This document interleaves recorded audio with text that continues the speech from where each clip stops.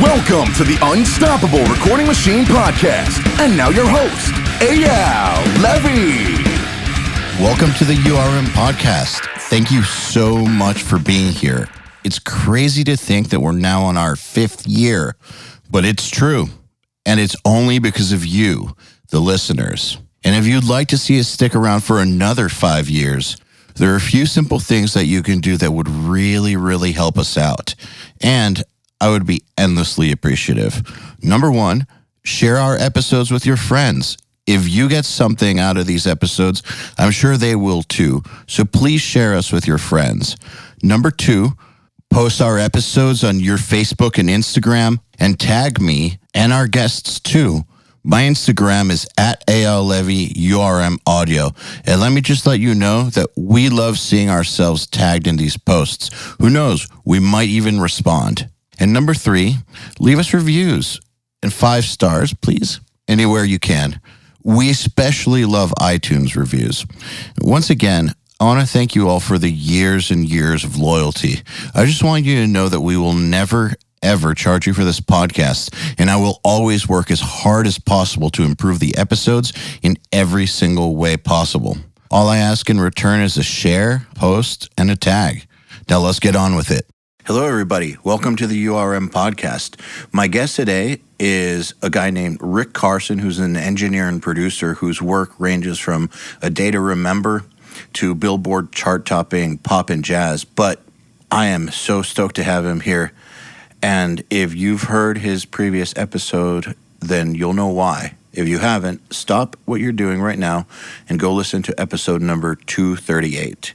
First of all, it's the longest episode we've ever had on the podcast, but it's also one of my all-time top 5 because Rick is just one of the smartest, most insightful people I have ever met in my entire life, and I always learn something new when I'm talking to him. There's very few people that I know that every single time I talk to them, they enlighten me in some way, and I cherish that, and Rick is one of those people.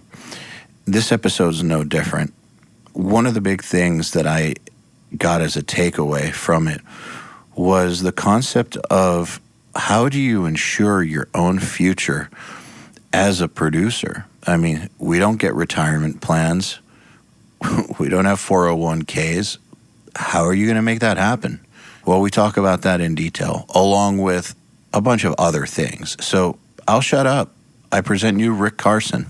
You're saying you don't give Pro Tools lessons? No, I don't give Pro Tools lessons. I'd love to get a Pro Tools lessons from you. Yeah. No, I'm down to help people, and I try and mentor people as much as I possibly can. But Pro Tools and learning your DAW is one of those things where I feel like you can only really learn that shit by trying and experience it. And I'm going through that shit with Live right now. And don't get me wrong, I ask people questions. With like live mixing? No, Ableton Live. Yeah. So like... Why are you fucking with Ableton Live? Oh, dude, 90% of my work is transitioned I see. to Ableton Well, then Live. that's a good reason. Yeah, so like all the dudes in the hip-hop and the pop sphere... I forgot you're not a metal guy. Yeah. That makes sense. Ableton is one of those that in metal and rock is like... Only people who don't know anything about metal and rock, who do metal and rock with it, use it. But out in other genres, it's huge. Oh. And it's way better for the needs of those genres. Yeah, it's interesting because, like, I come from Pro Tools, and I want to believe that, like, Pro Tools can be the end-all, be-all. And, like, you can do everything you can do in any of these other DAWs that you can do it in Pro Tools. And I can't say that you can't. It's just like after experiencing Live, it is way more of a goddamn pain in the dick to do those things in Pro Tools. Yeah, but Ableton is just designed. It's like... Absolutely. It's designed for sample manipulation. So like where you would have to pull up 5 or 6 different plugins to be able to do something to the audio file in the way that Ableton just lets you do it when you click on the audio file is fucking crazy to me. You can transpose, you can speed up, you can fucking change the key entirely, you can fucking slice it, and automatically send it to a fucking, sampler that's laid out like an MPC and it's pre-selected slices, or you can go in and select them yourself and assign them to pads. To be able to do that like functionally easy in fucking Pro Tools, you need to own like Machine or Battery or something like that. And even then, you're like cutting up samples, exporting them from Pro Tools, and then loading them into a. So this just works with. Yeah. To me, it's kind of the same thing as like when the whole Mac PC debate, where my answer has always been, it just works. Well, let me get you guys hip on like where it really happened. Like, you want to know how I knew I needed to learn Ableton Live? I do. If you can picture it, I'm in Los Angeles, and I've got I've got the majority You're in Los Angeles trying to hang out with me, and then it doesn't work, and you're really, really sad. That's how it goes. You're like, I'm going to try a different dog. It's like when you get a new hairstyle because you're sad, and instead you try. That's what happened, right? Well, no. I'm with my buddy Craig Brockman, and I'm with. I'm talking about NAMM, by the way. We tried to meet up at NAMM and it didn't work. Absolutely. I will say this. I hung out at that outside bar between the two lanes of traffic for 45 minutes. I appreciate it. But, so we're in this session, and, Craig brought me in to help him. He just needed an engineer to hang out for the day. I wasn't like on the session by any means. I was just coming to see Craig and this dude Charlie, and fucking there's a bunch of super talented musicians. These dudes, Craig goes, his band is called the $100 Grand Band. Mm-hmm. Like when they're going and playing for fucking Nelly and shit, like there's a reason why they're called that, And that's cool. Yeah. I'm sitting there, and there's 3 computers in the room, and 2 of them are laptops, and one of them is like the main rig for this little studio. And everybody is nowhere near a computer. They're all playing instruments. One dude's on the bass, one dude's on the guitar, one dude's fucking playing drums, one dude's playing fucking keyboards. And they're fucking jamming and going after it, and there's a click track going. And out of nowhere, Craig calls, hey, get rid of the click. And I fucking go to Pro Tools. Pro Tools isn't even recording. It's not running. Like, I just walked in this room, there's a fucking click track going. And I'm looking at these laptops, and it's like, gotta be clearly coming from one of these fucking laptops. And I walk up, and I see Ableton is running in this one session. So they're recording to this Ableton computer, and there's a click track going.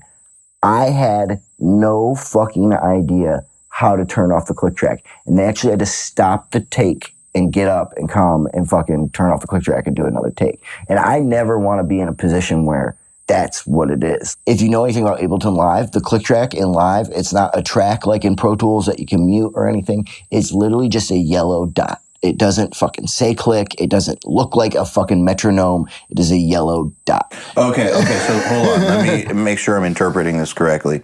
You're in this session. You want to know how to do something as simple as turning off the click, and you didn't know how. I didn't know how. And it was like, holy shit. Well, and me being fucking me, like, I like to be confident and feel like I know what the fuck I'm doing. And when you walk into a situation like that, you realize exactly there is so much shit that you don't know. So on the plane ride home, I read the whole fucking manual, and it's one of those things where I haven't been able to like transition into Live for my mixing work because I have done some tests, and like it's interesting, and I'm not trying to talk shit about their DAW, but Live to me sounds a little bit mushy. And if I do like a master in Live where it's like 2 tracks, it's fine. It pretty much fucking nulls with Pro Tools. But when there's like a bunch of shit going on in there, it can sound a little mushy almost. So it's not like I'm mixing in Live, but as far as working it into our day-to-day workflow in our writing in the studio, abso-fucking-lutely. So we've got a pretty interesting thing that I've never seen at any other studio. And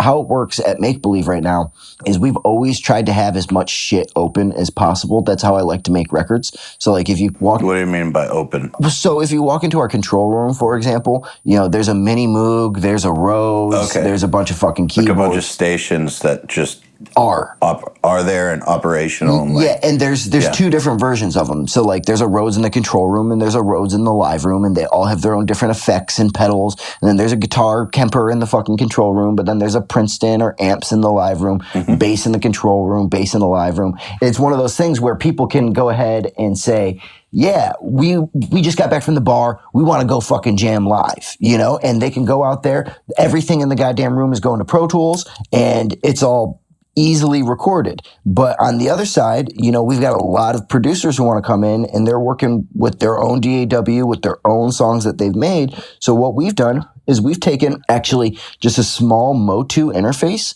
and we put that on our credenza, and that gets hooked USB into the producer's computer. And we have 8 buses on our console that feed into that fucking Motu. So how it works is the producer then can walk up to the desk, see anything in either one of the rooms, and then if they want it to show up in their rig, they've just got to press, you know, between bus 1 through 8, whatever channel they want it to show up on that little Motu interface. So it's like, okay, now we don't have to transfer this whole song to Pro Tools because we're going to do a hi-hat overdub. You want to record hi-hats, go to overheads, hit 7 and 8. They're showing up on 7 and 8 in your computer, and you can walk out there, record hi-hats on your live rig. So I've never seen anybody else really rock in the studio that way, and I think that it's really exciting because it gives us the flexibility to, you know, not interrupt or make them uncomfortable. To the buffer between the idea and the idea being captured is as minimal as possible. Absolutely, and it takes out a lot of the bullshit, like transferring files takes a long time. You know, sure does. Consolidating out of one DAW and getting into Pro Tools. And like, don't get me wrong, there's still times where that's absolutely the right move to do. So like, we just did a record where when we were done with the record, it was going to be mixed at the studio. So it was fine to be like, okay, we're going to get this all out of Logic now and get these into Pro Tools sessions, because when we're done doing all this additional tracking, it's just going over to the other room. But if that's not the situation, if a dude's just coming in and he's like, yeah, I'm trying to record some drums and some fucking piano for this hip-hop record, do it that way, because then we don't have to really deal with anything. We just worry about getting the sounds, make sure that it's routed to you, and then you can engineer yourself if that's what makes you feel comfortable. Artists that you work with, clients, like, do they notice this about your studio? In my experience, clients talk shit about their previous experiences always. Or if I were to do something that they really liked, they'll always say things like, wow, no one's ever done this before. Do you get comments like that? And by the way, it's my first time ever smoking weed on a podcast. Hey, what's up, guys? Thank you. Yeah, you know, it's interesting. So clients do definitely notice. And it's one of those things where, like, I got to give it up to my dude, Dom. You know, Dom and Keith and I really developed this system of working. So it's one of those things where I feel like he's fucking hyped on it, and he goes to Africa or goes to fucking California, and he tells people like, yeah, fucking come with me to Make Believe. We got this set up. It works fast. Like, me and Dom and Keith, we'll work on like 30 songs in a week. You know, and that's like from scratch. Like, we're writing songs quickly and fast because the workflow is quick and fast, you know? On the other side of it, there's definitely shit that like I've done that I thought was particularly fucking awesome that is just like come back to fucking bite me and be ridiculous. Well, I mean, that's going to happen when you do 30 songs in a week, right? No. This is like other shit, you know? You want to know of a super funny one? Yes. Recording with no cymbals. So, like, when I first got to Omaha, I recorded this band, and I was like, yeah. Like, wait, you mean do the shells first and the cymbals later? Yeah. Didn't work for you? No, it fucking worked out great. The record record came out. It came out fine. But I had this band replace his cymbals with Little Caesar pizza boxes. So he had, like, he had something to hit. And when we did it with Alex. Why not just put mutes up?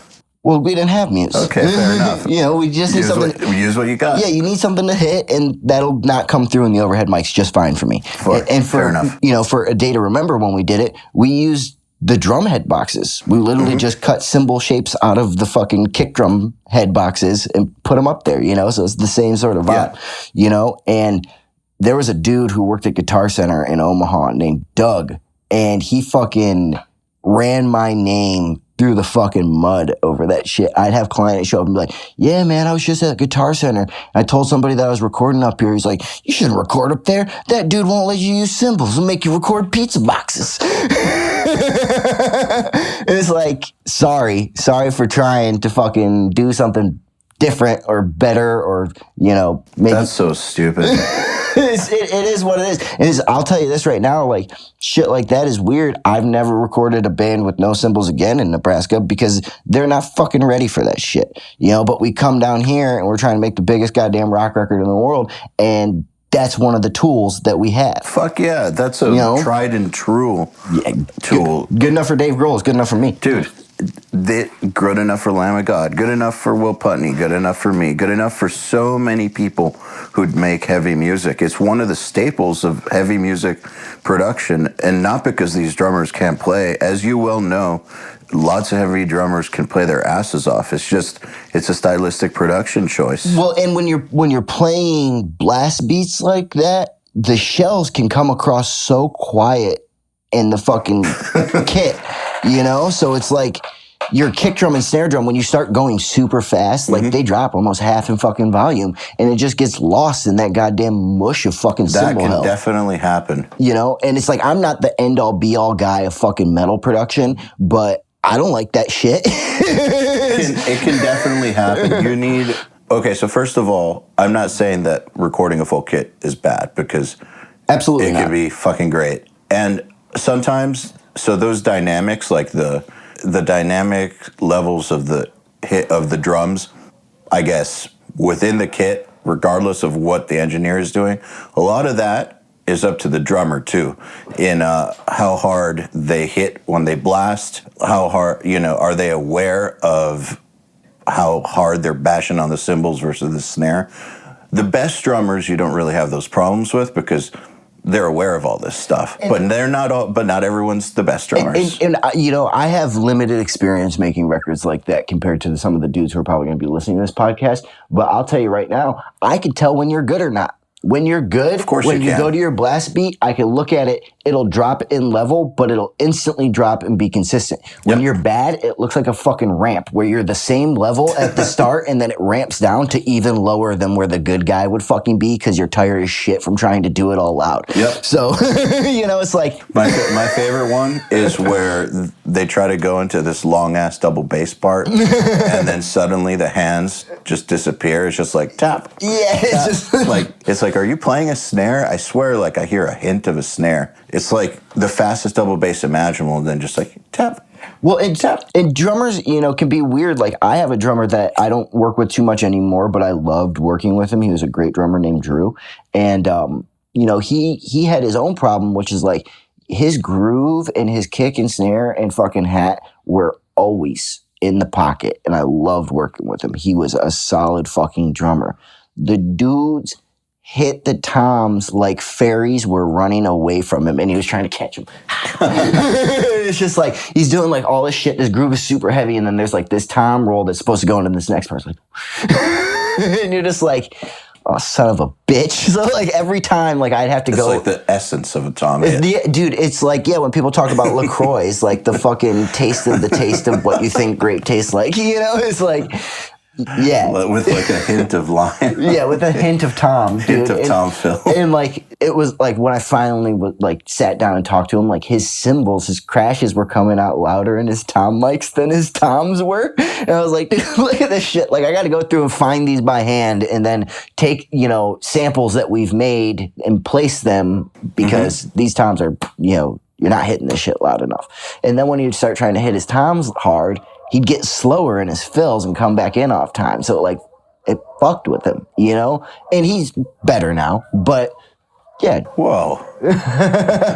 So, there's dogs. We've decided not to kill these dogs. Yes. We're letting them live. Yep. So just so everyone listening knows, we're at the audio compound in Florida. Can we say why you're here? Yeah, I believe so. I'm here mixing a record with Neil and Max, and yeah, it's for Max's band, Nidus. Cool. This is Neil from A Day to Remember, in case anyone's wondering. And there's a dog training place right next door. And sometimes, as dogs do, they're quiet, but, today, right now, but they'll die down. They'll die down. So they're just excited. They heard us talking about the drum fill issue, and they were like, "Yeah, I feel that." they're like, I like pizza boxes. Yeah, seriously. We're talking about stuff that's relevant to their interests, so they get excited. Man, so you know what's interesting to me? So that issue right there that you're talking about, like, that's such a great way to put it, essence of toms. I've worked with so many drummers across genres that do that sort of thing. That's not like just fast metal drummers who through economy of motion will play a little quieter when they're going fast. That's lots of drummers who don't have the control or don't have the balance right between cymbals and shells. And in my opinion, even if you're not the type of person who likes samples or whatever, that's right there is like the perfect argument for why you should at least know how to use them. Yeah. Because shit like that happens. And sure, great performances, great room, that's always the priority, but that's going to happen sometimes. And sometimes you're not going to be able to get another drummer to come in who can do that. Sometimes you're stuck with what you're stuck with. And sometimes what are you going to do? Yeah, sometimes what you have is fucking great, and it's just little things. Like you're there, an interesting concept to audio is live sound. And people always talk about mixing live sound. And in my opinion, you don't fucking mix live sound, guys. You reinforce what is happening in the room to make it translate as well to everybody in the room as possible. Sense. And there's a book called Yamaha's Guide to Live Sound Reinforcement. And I fucking love... I read that book. I love that book, but I also love how that is stated. Yamaha's Guide to Live Sound Reinforcement. And that's what we're doing in a situation like that. You don't have to go and produce the shit out of something, but you may have to reinforce it a little bit. And being as prepared as possible for that, it's not hard to ask a drummer to be like, hey, give me a couple extra tom hits at the end of the fucking take, but I get sessions every goddamn day that have none of that shit in there. I want to get your take on something, since we're on this topic. Something that's relevant to me right now. I want your take. Yes. So we have a session on Nail the Mix right now. Yes. This isn't going to come out in February, but just so everyone knows, it's February 24th or 5th right now? Yeah, it's the end of February. Yeah, it's the end of February. I'm here in Florida to do Nail the Mix with Buster Odelhorn, Humanity's Last Breath, and Villarta. I think that's how you pronounce their fucking name. What's interesting about these sessions is that... the Villarta session is a band that Buster joined, and he also mixes and produces them, but they've been around for a long fucking time. Yep. Well over a decade. They have a way of working to where it is what it is. So they use the old pods. And then they just track. They don't capture DIs. Yep. And the parts they write end up being the album. Yep. So when they write, they just commit. And then the thing is, though, after the fact, they'll time warp and change tempos and then also pitch shift and do all these things that I guess are technically wrong because it produces artifacts, but it's part of their creative process. They don't like to be tied down to one thing. So they do the recording and then it changes and changes and changes in the post-recording process. And little by little over the course of years, because it takes them years to make records, they end up with something. Now, if you hear their records, they sound fucking disgustingly awesome. You can't hear any of these problems. And Buster said in the video he made about this that these are the challenges he had to overcome. Yep. He had to overcome guitars that were tracked this way. And, so there's some clicks and pops here, there's some artifacts here and there. There's just shit in there, but that was part of the fun, was overcoming the challenge and still making it sound incredible, which he did. It sounds incredible.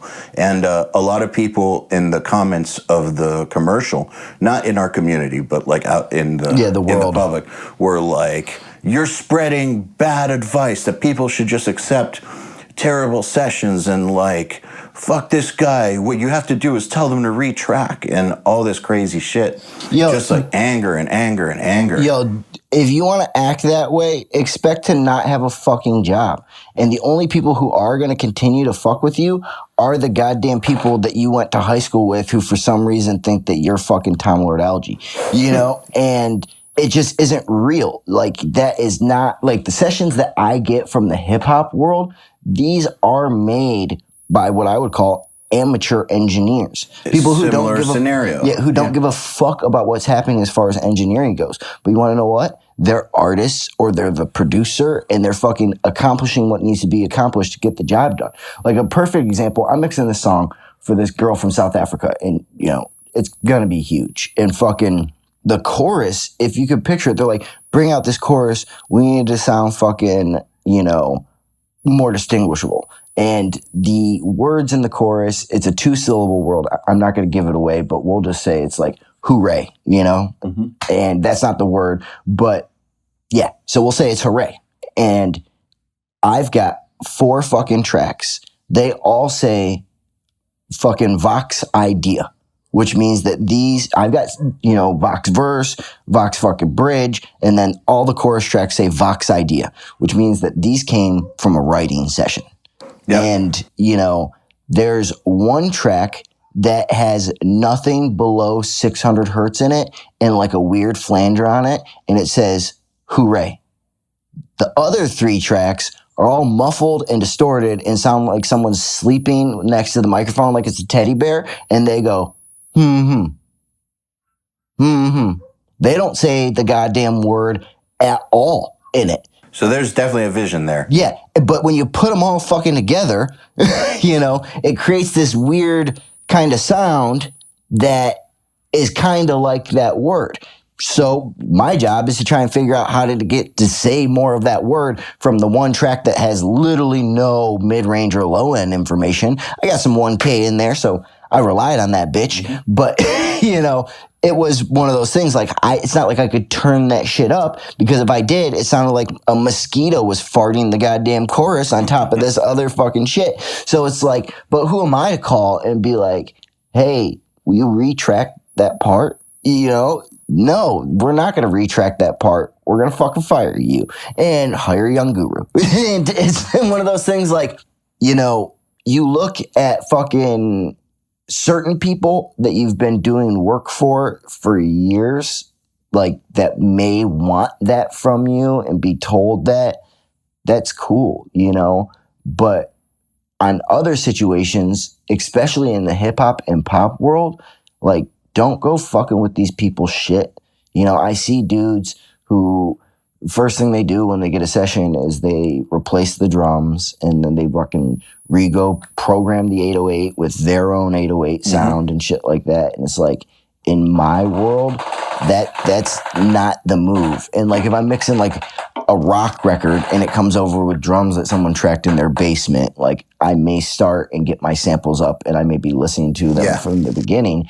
And in these hip hop sessions, don't get me wrong, I have 4 samples that I rely on in every session. I may not use them at all, but they're in every session. And it's, you know, let's be real, guys. One is the knock of a kick drum. One is the low end of a kick drum. One is a fucking solid ass mono snare drum, and one sounds like gated reverb. And I put other reverbs on it to make bigger reverbs from it, you know, kind of like an Andy Wallace sort of vibe. Yeah, totally. That's it. But they're in every goddamn session. And it's like, you know, it may only be that gated reverb one that gets like a fucking big old 10-second haul for like the last hit of a goddamn song, and that may be the only fucking one in there that I use. But you got it ready to go. It is there, you know?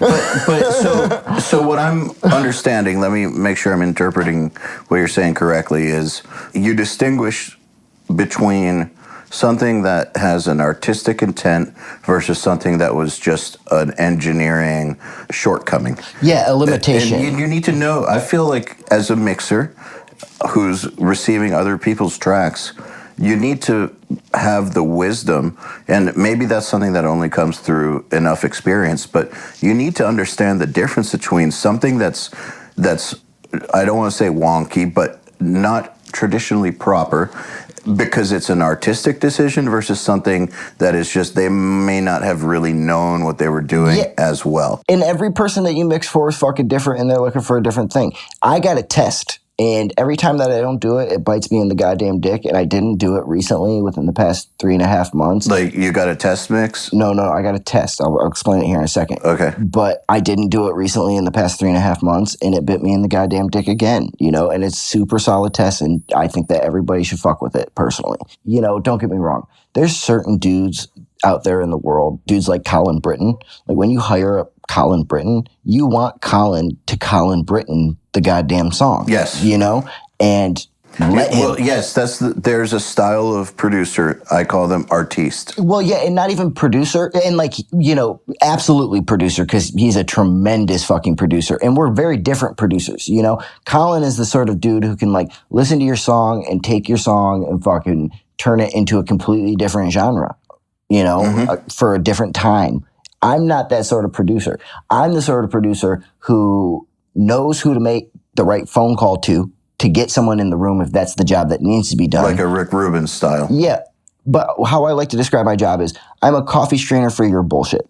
I'm going to let the best shit through. And sometimes it's fucking, being a producer is more than, just are we going to add an extra layer of drums to this? It's going to be fucking talking somebody off a goddamn ledge when it comes to fucking, business decisions or life decisions or something like that. But that's not what we're really talking about. We're talking about the motherfucking test, and this is about mixing. Yes. All right, what's the test? So, when you hire, a dude like that, you want that, and you're going after that, and you're paying for it. So, just for people who might not know, that'd be like if you wanted the Joey Sturgis sound in 2010.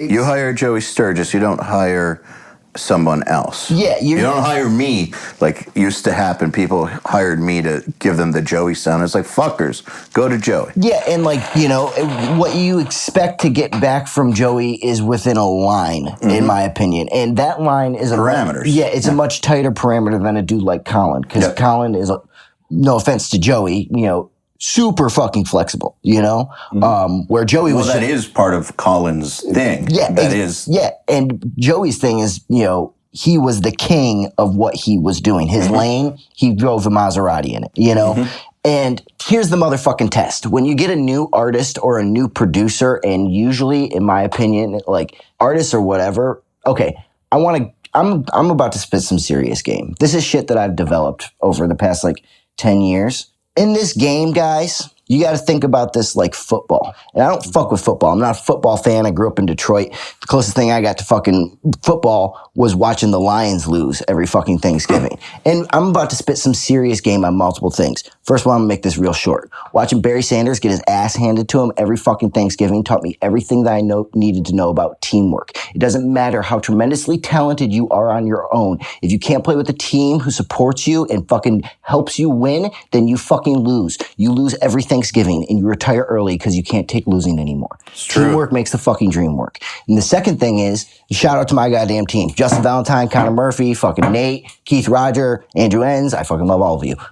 And then as far as the next piece of game is when you work with a producer or an artist, what you need to realize is football. And I didn't get this at all. I didn't fucking like football, as I just explained why the fucking Lions sucked. And then I fucking met a guy who says, I don't like football. I like football coaches. I was like, what do you mean, bro? Interesting and he's like, distinction. He's like, football coaches go from team to team. They collect people. They try and make those people better. And then they figure out how to finally fucking win. And we just saw that in Kansas City, where that dude has been, going for 30 fucking years with a goddamn Super Bowl. Won his fucking first Super Bowl with a fucking pretty much startup team, Mm-hmm. And that is the motherfucking music industry. Artists may come and go.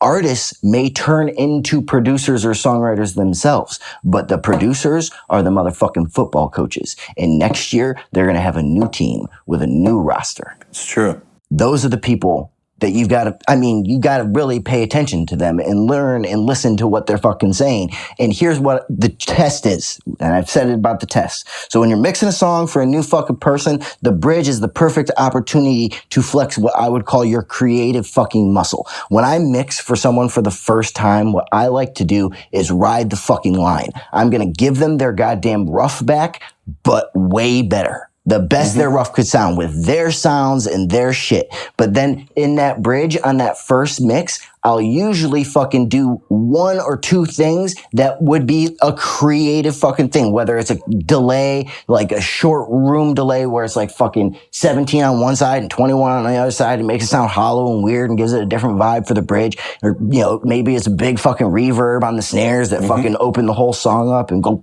and sound like a Bon Jovi thing. Like, who knows what it is, but I'll do it on that fucking bridge. And you're going to get a fucking phone call and it's going to go like this. Hey man, I fucking love that shit. It sounds so good. And what you did on the bridge, that was next fucking level, man. And you know that for the rest of the record and the rest of the songs and probably the rest of the fucking career that you mix with this guy, he's going to want a little bit of that Rick Carson flavor in it. There's the other guy who's going to call and say, hey man, I fucking love that shit, but let's get rid of that weird shit in the bridge. Yeah. And you gotta be ready for both. Oh, absolutely. Yeah. But that's the fucking test. And I failed to do it recently on a record that I actually really. So you just, by fail to do it, you mean you just did a mix? Oh, I'll tell you what I mean. I'll tell you what I mean. So like, I really wanted to mix this record, and I got it, and it was like a hip hop neo soul version of like a 60s Motown song, and I made those drums throughout the whole fucking song sound like the 60s, and I did not get that fucking gig. And it's because I took my creative fucking choice. And you did it on the whole thing. Yeah, and I was fucked because, I was in this goddamn fucking mindset where I had just been working on creating all these Motown samples for Splice. So, I was just so deep, and, this song came in, I was like, that is that shit, and I know how to get that motherfucking sound, because that's what I'm doing. That's not what they're fucking doing. And so basically I didn't get that record. You imposed too much of yourself. It became your mix, not the artist's mix. And it was the first pass. And it's one of those things where, working with a dude like Neil or working with a dude like Colin, if I did that shit, I've been working with these guys for, years now. Yeah. So, they'd be like, hey, that shit's whack, turn that off. This dude is like, find another guy. Well, that's so, a lot of people who come on, when we talk about this, they talk about how at the end of the day, the mix isn't yours, it's the artist's. And I think that that's a perfect lesson learned in a way, because I do feel like what happened is that you did your thing. You didn't do the artist's thing, obviously. Absolutely, dude. And it's one of those things, I could try and fucking fight it, and even in my goddamn fucking reptile brain right now in this room, I'm like, well, I didn't do my thing. I did what was right for the motherfucking song. And it's like, fuck you. It's like, that's the only answer. And here's the thing. Well, we all have that reptile brain. Yeah, and it's like, dude, that guy's hungry, and he wants to do what he wants, and fucking, he's the reason why I want to start a fucking sync company and just work on my own songs that no one can tell me what they want them to sound like, because then I never have to make mix changes, and it's all first pass. So it's like, but it's like, that's not what I do. I mix records for other people, and I want them to be super stoked and happy. And man, isn't it interesting how when something doesn't work out like that, if you let that voice go too far, it will have you start fantasizing about some weird shit. It'll have me fucking up other people's records, dude. Yeah. It'll have me being like, fuck you, this is it, yeah. And I'm fucking turning knobs on the SSL. No one's going to tell me what the fuck to do. I turn the air conditioner up, because I'm just hot, I'm heated. So, you can see me, I can picture me from the outside, standing at my doorway, watching me when I'm in that mode. Because, dude, here's the thing is, there's that old adage, there's more than one way to skin a cat. Dude, skinning cats, it took me forever to fucking realize, and the first person who ever said it that I read was Jason Joshua, and I know he's getting tons of love right now because he just did his Mix with the Masters thing, and if you haven't seen it, it's a super insightful thing into a major fucking dude. Somebody told me that he did that, and at the end he got bummed out because the price, because the version was better. The version he did on Mix with the Masters was better than the release. Mix? Yeah. And he had a little breakdown. Not like breakdown and cry, but like he like paused for 10 seconds and was just like emotionally processing that he beat the mix. However, I gotta say, if he had just asked me, I would have told him, you're probably going to beat the mix. Because on Nail the Mix, at least, that happens 99 out of 100 times. Well, and here's the thing, is it should fucking happen. If it doesn't fucking happen, what have you been doing since you finished that fucking mix? Every day it's only not happened once in our entire history. Every day I wake up, I want to be better, you know? And yeah, I'm assuming that, you know, Jason Joshua was better than he was on fucking Saturday, bro. Of course. You know, because, I mean, unless he's mad hungover or some shit, like, you know, that dude's a goddamn fucking, in my mind, like, for what he's doing, the lane he's in, he's motherfucking Usain Bolt, bro. You know, he's the only dude winning without the steroids. He's fucking killing it, you know? And it's so interesting for me to look back on what I was about to say. Like, the first time I ever heard this was from him in a Sound on Sound article about him mixing goddamn fucking Justin Bieber. And what he was particularly talking about was the Telray delay plugin that used to come with Pro Tools. The one that looked... I remember that thing. Yeah, that looked like a fucking Fender oil can delay. And, you know, he said, when you get to a certain level, you're supposed to be able to beat the rough mix. Everybody can beat the rough mix. What they're paying you for at that level is your fucking taste. Yep. And I'll use DigiDesign plugins because they make Pro Tools, so they might as well. I'm assuming they're pretty fucking good and they work for me, you know? But it was that big fucking conversation. That's what he said? That's what he said in his shit. You know, like literally that's why he was talking about the fucking Telray plugin. And he's like, either you're getting paid for your taste. And he's like, and I'll use this DigiDesign plugin because it sounds fine. And, who gives a shit? And it's his vibe. But here's the thing is like, the big thing that I took away from that shit is like, he's absolutely right. Like, why would you hire Josh Wilbur over goddamn fucking Chris Lord-Alge? It's because they're different. Yes, because you want what Josh Wilbur brings to the mix. Yeah, you know, and both of them are going to beat your fucking rough mix. You know? And don't get me wrong. Like, in some instances, I've heard some name dudes come back with a mix that isn't it, you know? Sometimes. But it's usually because they fell into my goddamn trap and they didn't do the test. Yeah, you know, I've come to the conclusion that at a certain level, when it comes to rough mixes, people are winning on taste and politics only. They're not winning on skill. No, absolutely. Because if you're... for a real band, for like a serious artist generally, and I mean in any genre, like serious metal artists too, when test mixes happen, everyone who's getting asked politics, they deserve a seat at the table though. As far as their skill go, no chumps are getting asked. Everybody's awesome. Yeah. So it's who do you like better and who's got the better political angle, and it's those two things balanced against each other. Yeah, and I'll say this, like, a lot of people fucking get fucked up about test mixes, you know, and I'm not going to test mix your local record, you know, you can hire me. But I love winning test mixes on the big level. I don't even know who's on the other side, but, like, I love winning that shit, you know? And I got involved in one last year where I didn't even know I was test mixing.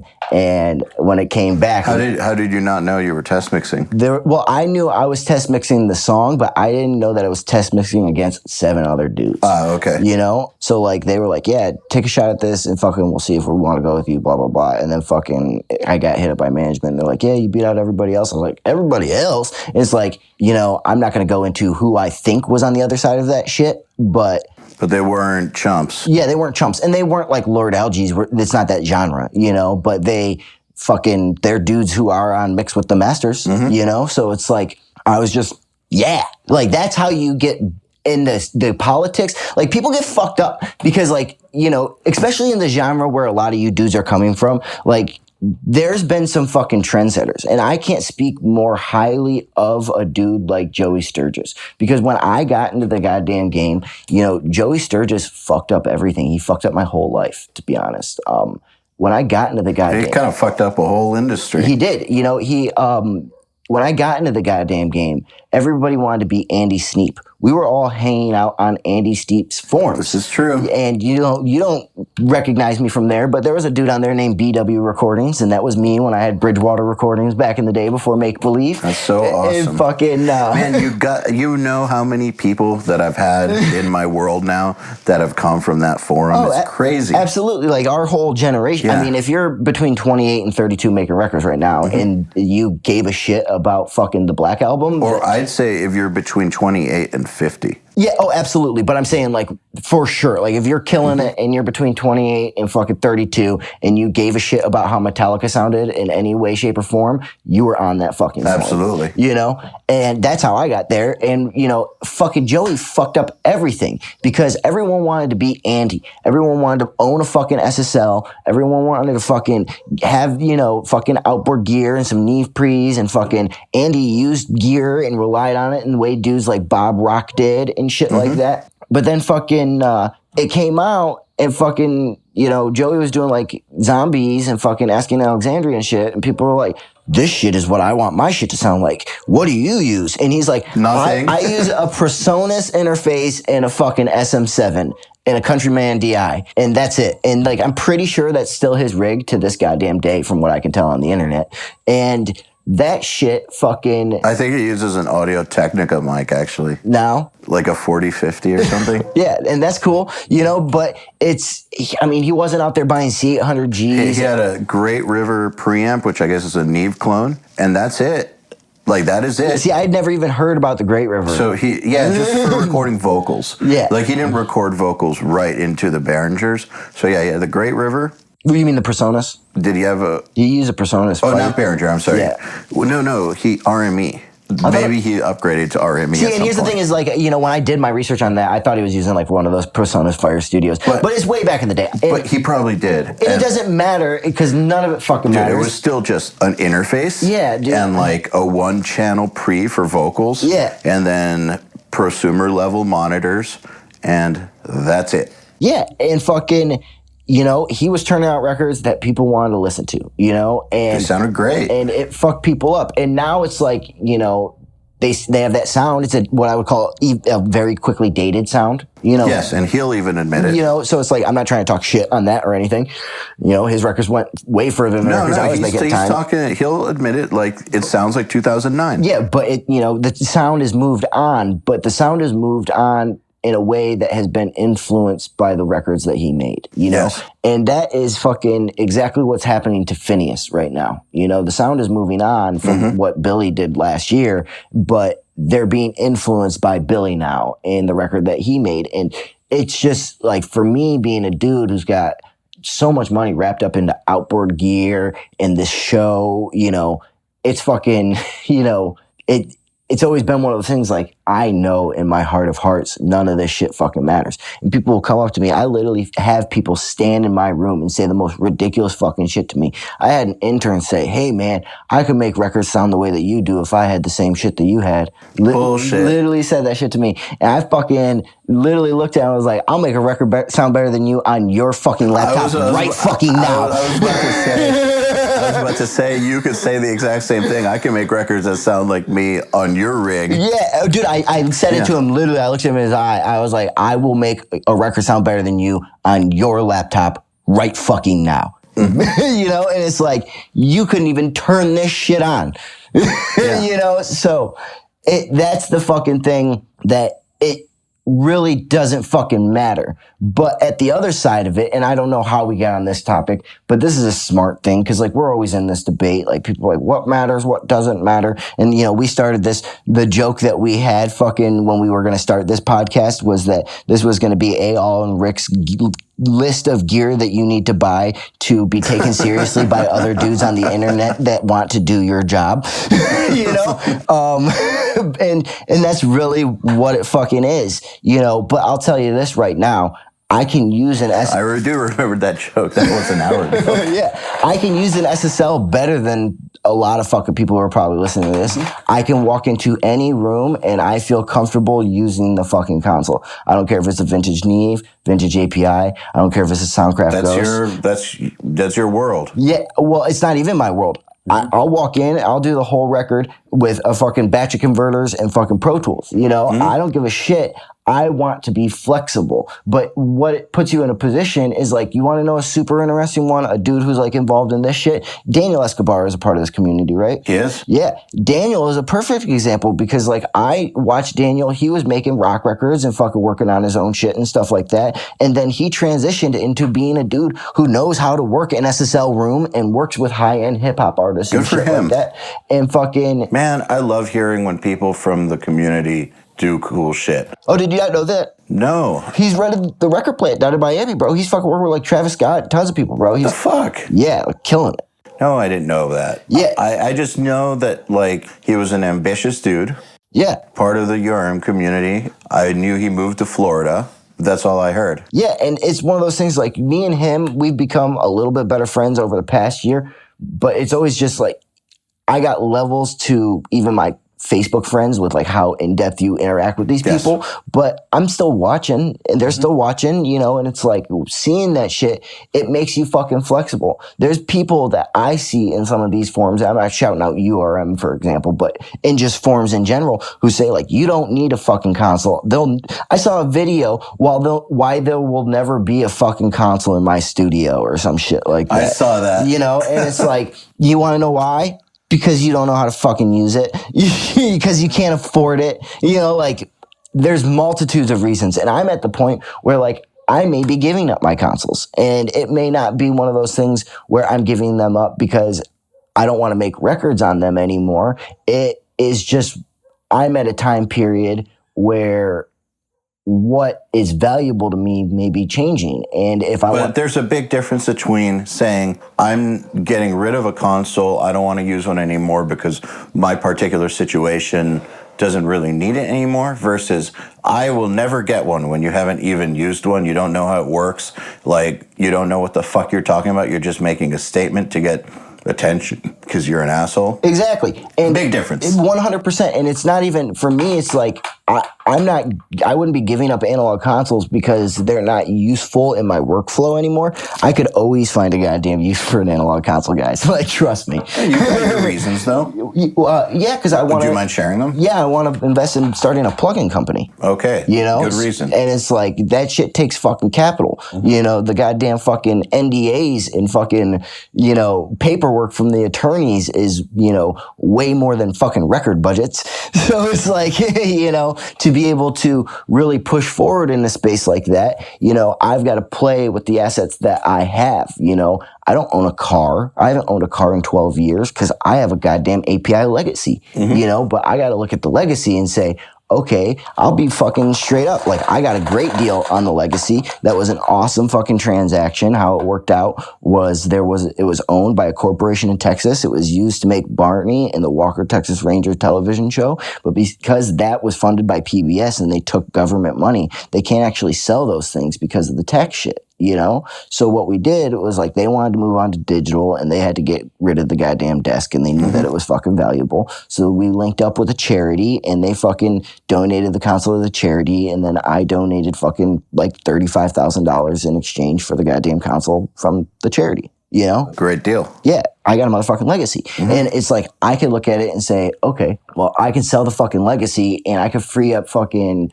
you know, 75, 80 grand cash. Or I could fucking sell the legacy, buy another SSL and put it in that room and then probably pay 20 grand for the console and another 10 to 15 for installation and teching and then free up like $50,000 cash, you know?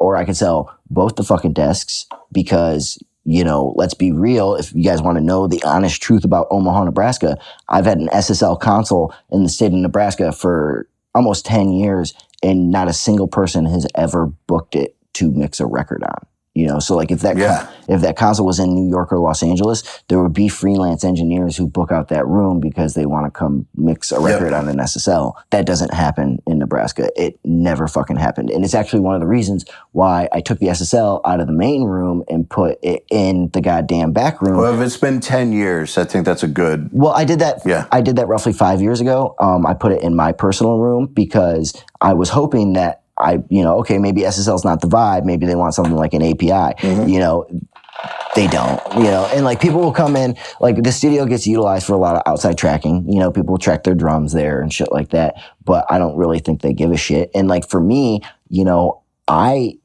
don't really care for the legacy if we're being honest. It's got tons of headroom, which I absolutely love. It's very hard to clip that console, which is nice. The SSL much easily clippable.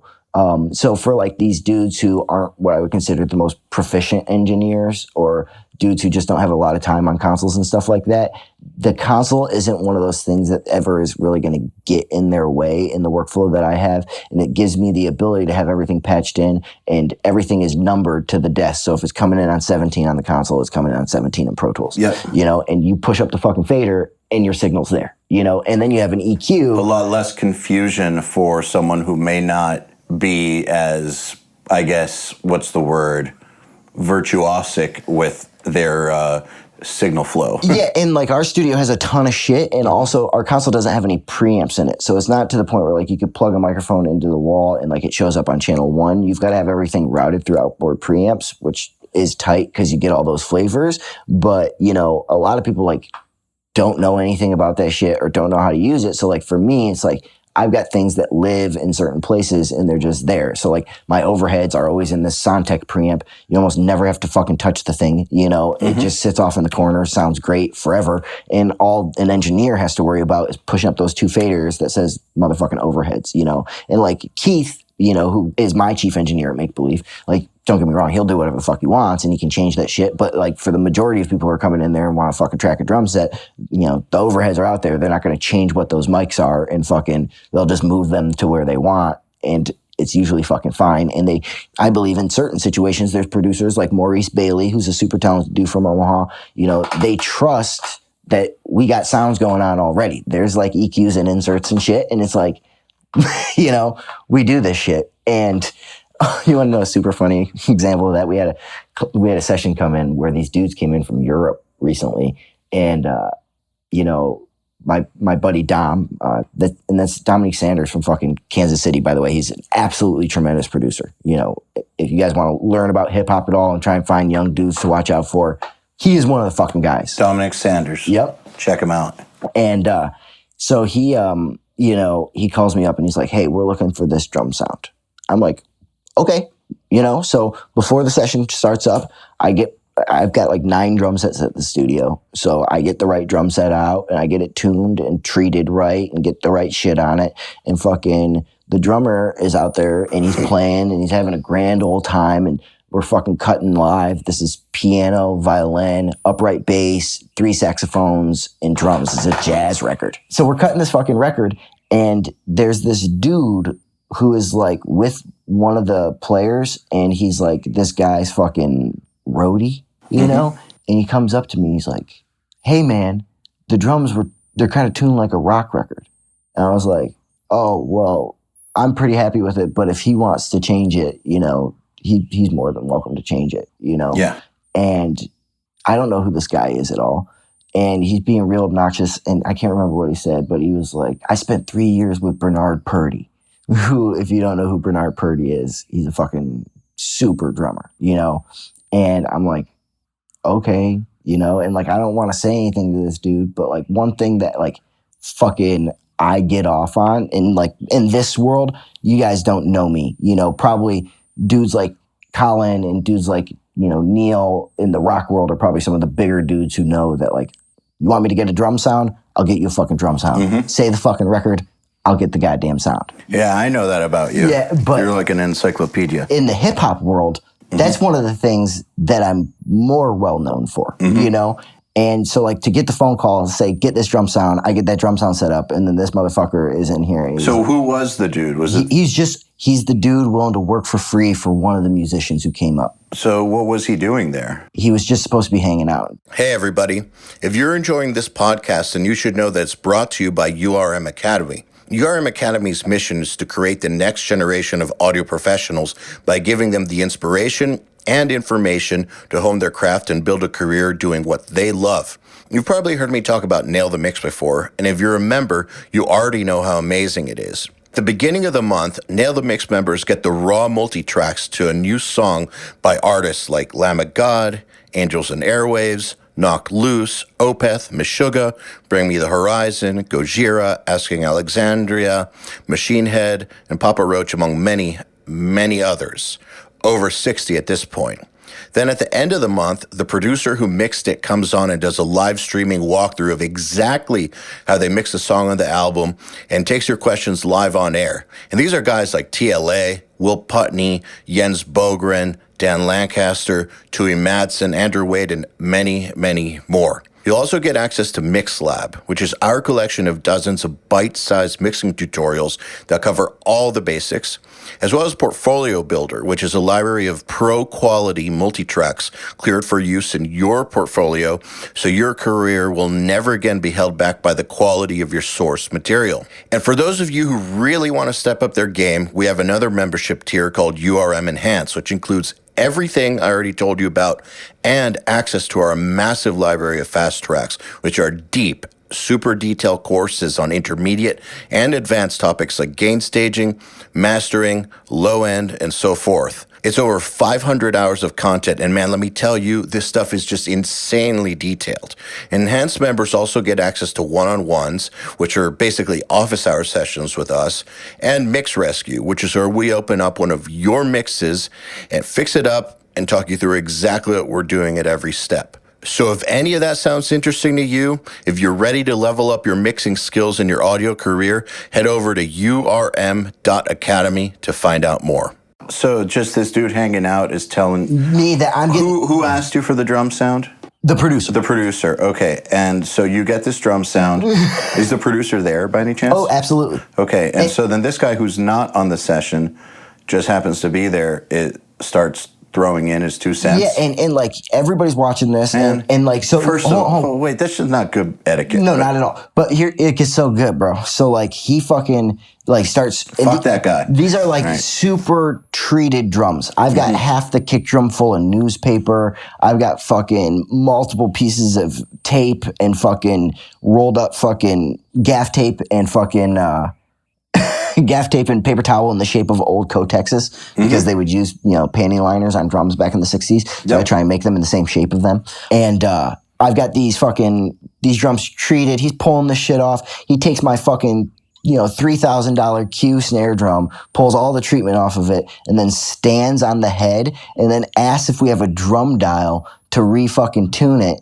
And then he's fucking just like changes absolutely everything. He was trying to like seat it? Yeah, like the head needed to be reseated or some shit. So it stands on the fucking head. I'm just like watching all this shit, just like completely fucking pissed off. Wait, and fucking. I'm trying to just like. But I'm letting it go down because it's. You don't have the word chutzpah. Oh you yeah. Have that word chutzpah? Dude. Yeah. Okay. And here's the thing: is like I'm watching it, and this is an older dude. This dude's in his fucking 50s, and I'm watching this shit go down, and I'm just like, okay, if that's what they fucking want out there, let them fucking do it. I'll try and fucking help them get a drum sound.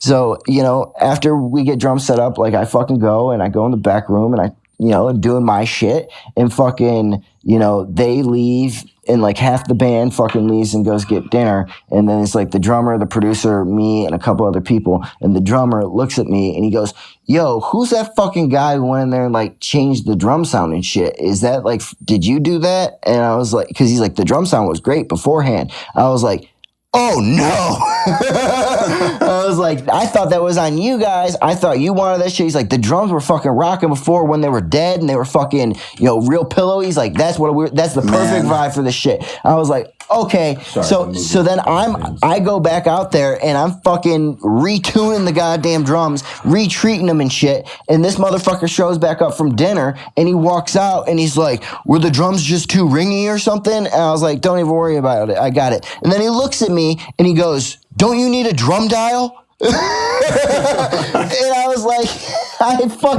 dude, it takes me you're in my home in a session that we got brought in to do. They're coming here. They're not from this fucking country. They were in another state and they came here for what we're trying to do here. And it's like, that shit is so goddamn awkward and weird for me, and it was great that like the producer and the drummer for me, was like, go back and fix the drum sound. But at that point, it's like I'm doing shit twice, which is fine. I'm going to go fix the drum sound. But then he shows back up and he asks me if I need a drum dial. And at that point, it's just like, damn, dude, like read a fucking room. Like if you fucked with all these drums and you come back, someone's changing it again, like why would you say anything? So what happened? Did that guy get kicked out, or what happened? They put him in the vocal booth and made him play a fuller tom. What? Yeah, just like go in there. Like a fake job? I wouldn't say it was entirely a fake job because there was another guy doing it too, and it actually ended up being like a vibe for one of the songs in particular. Okay. But it was definitely like a place to fucking put the guy. Yeah, so he didn't fuck with everything else. Yeah, you know what I mean? Yes. And that's smart on their behalf. You know, that's smart session management, you know, because it could have turned into something weird and fucking this. And like, I didn't make it weird. I said, hey, man, you know, don't even worry about it. There's a drum in the fucking vocal booth. There's a key sitting on it. You know, go tune that up how you think it should be. Yeah. So it's like, you know, we're not sitting here trying to fucking start fights with people over goddamn drums. So you just redirect the energy. Absolutely. You know. That's a good way to handle it. Yeah, I feel like. So what were we talking about? It doesn't matter. Let's just keep talking. What are we talking about now? So what we're talking about now is redirecting people's energy. Is that something that you've always known how to do, or is that something that you've had to learn how to do? Because that's so crucial, because, yeah, you're right. Alcoholic parents will teach you about redirecting people's energy real fucking quick. All right, so it's in the DNA. Oh, yeah, absolutely. And, you know, I've never drank before in my life because, like, I didn't want to be like the people that were in my life at that time period. So it's like, yeah, I mean, you learned, like, everybody's got triggers, everybody's got buttons, and, you know, fucking, sometimes you get off on pushing those fucking buttons, you know, and, like, sometimes, like, that's the vibe. But you know, like, even if you get off on pushing them, it's because you know what those buttons do. Well, and you gotta figure out the vibe. Like, sometimes, you know, I'll say this, almost every band that I work with, there's a motherfucking fall guy. Mm-hmm. You know, and if you don't know who the fall guy is in your band, it is fucking you. You know, and he's By fall guy, you mean the guy that gets blamed for everything that goes wrong? Well, not even blamed. Like, sometimes he's the guy who gets blamed for everything that goes wrong. Sometimes he's the guy that everybody says is a bad fucking vibe, you know? Mm-hmm. Sometimes he's the butt of everybody's jokes, you know? The scapegoat. Yeah, absolutely, you know? And, like, you can get a lot of camaraderie with bands by playing into that shit, you know? But you can't take that shit too far because then you alienate the person. Well, you don't want him to kill himself. Well, and you're never going to do anything like that. No, I'm just kidding. But, like, you know, suicide is not a joke. Where it goes wrong is, like, when people take that vibe and they start making fun of the people that they don't know they shouldn't be making fun of. Yeah. And I've seen that shit happen too, you know? And it's like, none of that shit is cool, you know? In my opinion, fucking try and respect all these people who are making records, even if they're bad sounding records to you, because, you know, there's some shit that I thought sounded fucking terrible that other people fucking absolutely loved and adored. So, you know, it doesn't matter. Something you said about that guy, which is really interesting to me, was you said read a room. And I've been thinking about this a lot lately, about I think that the skill is called emotional intelligence, to where you're able to understand how people are feeling based on cues they give you, like things they say, but not just things they say, but how they say it, like the tempo they're speaking at as compared to the tempo they were speaking at before, the pitch they're speaking at compared to the pitch they're speaking at before, their body language. Absolutely. Like all these different cues. You put that together, and the same way that, like, someone who's very good at math, for instance, like the best mathematicians can solve things in their head fast. You know, they have super high IQs. Well, with a super high emotional intelligence, you can just look at a room and understand everybody's role. And it's really, they say that to be really, really good at business, for instance, to be really good at business and production, people who are typically have a very high, either they're psychopaths and they're fearless, and that's why they're successful. That's been documented. Or they have very high emotional IQ. Psychopaths don't have any emotional IQ. Yep. They're just fucking fearless machines. But this emotional IQ thing is very interesting to me, because people have told me I have a very high one. And for me, I've always been able to to like sense where other people are at. So like when I'm talking to people, like I can already start to tell if we're going down a bad path. I need to change this right now, or that person is the alpha, that person's uncomfortable. Like it all just comes to me quickly. But I wonder for if it's been that way for you, or how would someone even develop that? Because honestly, I didn't have to work for it. Like no, and it's one of those things, like I've had to develop that my whole life because of my mom. You know, my mom was the sort of person where like fucking, you know, if a dude she was dating said the wrong thing to her, she could fucking, you know, smash a glass table or fucking, you know, cuddle with this full body fish pillow for 3 months. Yeah. You know, so it's like, you know, it was fucking, and like I'll fucking never forget. Like you want to know how you could tell when my mom was going on the bad path, as you say? There was a tell. You want to know what it was? what was it? Watch me now. As soon as you got... So she would warn you too. Oh, dude, That's rare. As soon as you got the first watch me now, you were going to hear that fucking phrase 1,000 times before you went to bed. You know, I'll fucking take your guitar, throw it in the goddamn pool. Watch me now. The thing I gotta say though, the thing about that is that's a front row seat. But the thing there is you're getting a warning. In these, you're like... No. You're not getting a warning, bro. That is the first shot fired. Oh, that's the first shot fired.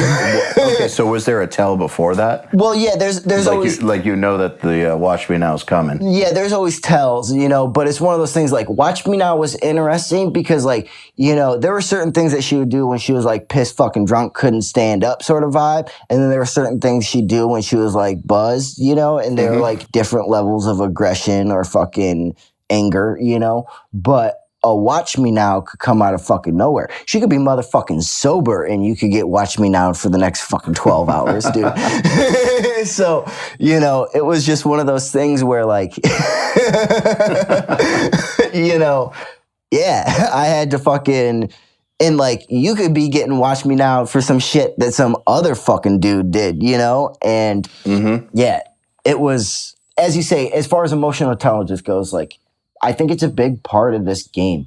And to be honest, like, as far as the music goes, being able to be emotionally intelligent is the only way to know if you have a truly great vocal performance. Because, you know, don't get me wrong, like certain genres, like I get it. Motherfucking needs to go out there, sound like Satan from second one to the end of the goddamn song. Even then, you got to believe him. You got to believe him. But that's what it is. It's fucking Satan. But, you know, you listen, like a perfect one is, you know, you want to know an emotionally intelligent vocal decision that, you know, we were actually talking about the other day that like, you know, when you look at it from one side point of view, it's fucking weird. But when you look at it from the other point of view, it's like absolutely perfect to me. Born in the USA by Bruce Springsteen. Oh, yeah. Because if you actually listen to that song, that motherfucker is yelling the whole time from word one to the last goddamn word. There isn't like, and you can fucking hear when Bruce like is singing in other goddamn songs. In that song, he is yelling. And when you look at it from like the I'm a goddamn fucking patriot, this where it has ended up, what people think it is, people are out there on their fucking dualies with their goddamn Confederate flag. I was born in the USA. But then the actual song is about a dude who goes and gives his life for a war that he doesn't fucking believe in, and he's yelling that he was born in the USA in a sarcastic fucking vibe. And when you listen to it in that I was born in the US, it's like, it's still absolutely fucking perfect, you know? But when you listen to it from an emotional intelligence point of view where you don't give a fuck about either of those things and it's just a song, it's actually just a motherfucker from New Jersey yelling at you for 3.5 minutes. It is. You know, and it doesn't make sense in that context. Whether you believe in America in the, you know, super American ideology of being American, or whether you believe in the American ideology of that the Vietnam War was a goddamn bullshit sham, you know, that emotional context, they're both things to be fucking hooting and hollering about. Mm-hmm. When you fucking are listening to that at like 11 o'clock in the morning on a goddamn fucking, radio station, and you're not super patriotic and the goddamn Vietnam War didn't happen in your fucking lifetime, it's fucking just a dude from Jersey yelling at you for 3.5 minutes. And it's kind of like in a weird fucking context. You know what I mean? So but it's interesting because like, who's to say that we should change anything about that shit? And that's where it always get like Taste is so interesting. Like fucking, Bob Clearmountain has talked about Born in the USA a lot, and he always talks about fucking, are there any regrets? And people always bring that up. Oh, any regrets? And fucking, and he's like, and I don't think he regrets it, but he's like, yeah, I got pigeonholed. Like, people would be like, yeah, Ryan Adams, you shouldn't work with Bob Clearmountain. He's going to make you sound like Born in the USA. And it's like, who's to say that big ass snare drum reverb, wouldn't work on a Ryan Adams song, which it probably fucking wouldn't. And he doesn't do that sort of shit when he does that shit. But fucking, it's like this sound that made that song, and that big ass snare drum and him fucking yelling like that is that goddamn song. And if you were to take those away and have him sing, that like super, even the way he sings other songs, and then that's a normal snare drum, like it wouldn't be what it is. Yeah, that emotional intelligence. So as the producer, knowing when the emotion in the performance is just right is so key. And look, dude, even with Satan, even with like screamers, like when I've been recording them, like all I'm thinking is, do I believe this?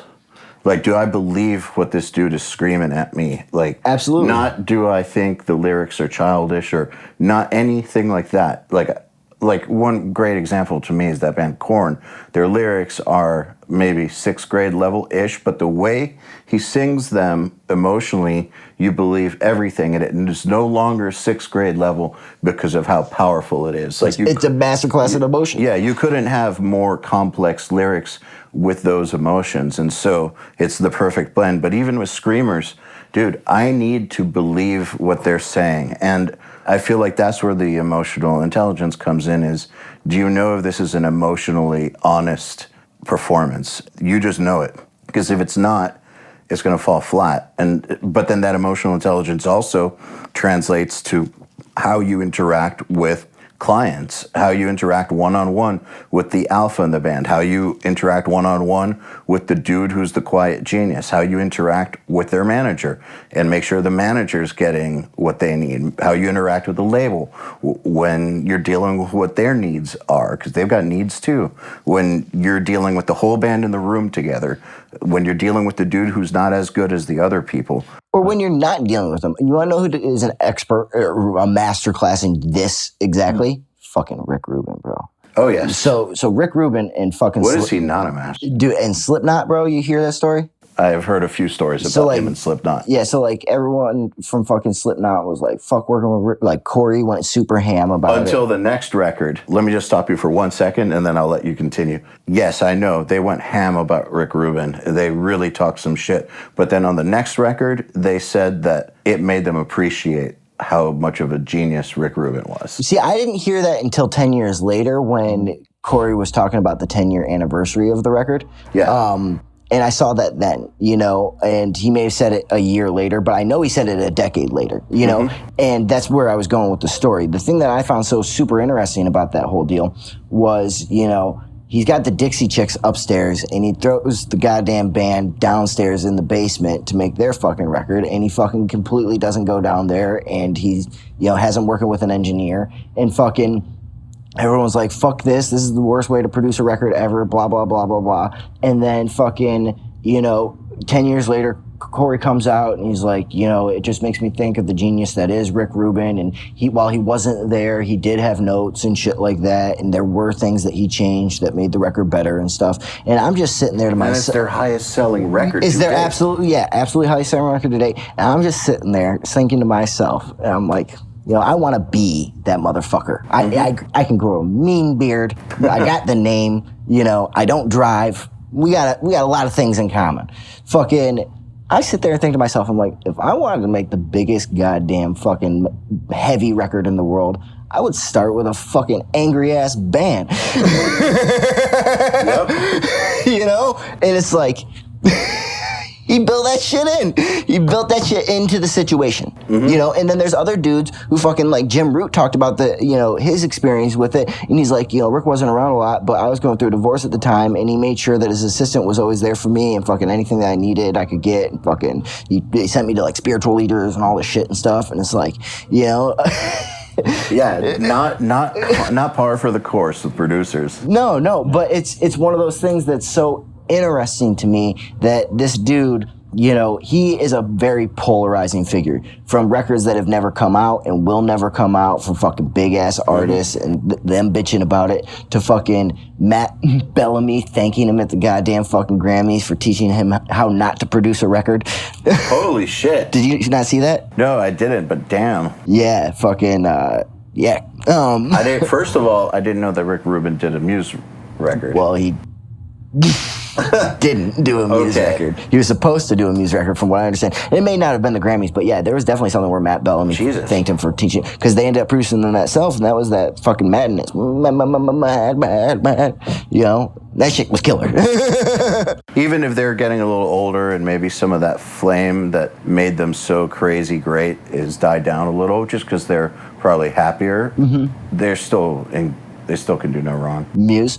Oh, dude, incredible band. Yeah. But, Muse is an interesting one. I always loved, looking at Muse as far as their choices for record producers. The interesting one is, like, they work with John Leckie. Do you know who that is? I do not know who that is. So John Leckie is a super interesting guy to me. So John, his fucking first big credit as, like, a fucking engineer and mixer was Piper at the Gates of Dawn by Pink Floyd. All right. But then he went and did Pablo Honey and the Bends for Radiohead in the 90s. Okay. He had like a resurgence then. And then Muse hired him because of Pablo Honey and the Bends. I see if Pink Floyd and Radiohead, of course Muse hired him. Fuck yeah, dude. But it's like, he lost that job. That job went to Alan Parsons, and Alan Parsons is famous for Pink Floyd. So, like, not a lot of people think of fucking goddamn, people would probably even think of, like, Bob Ezrin for doing The Wall before they would think of fucking John Leckie for doing Piper at the Gates of Dawn, But not Radiohead.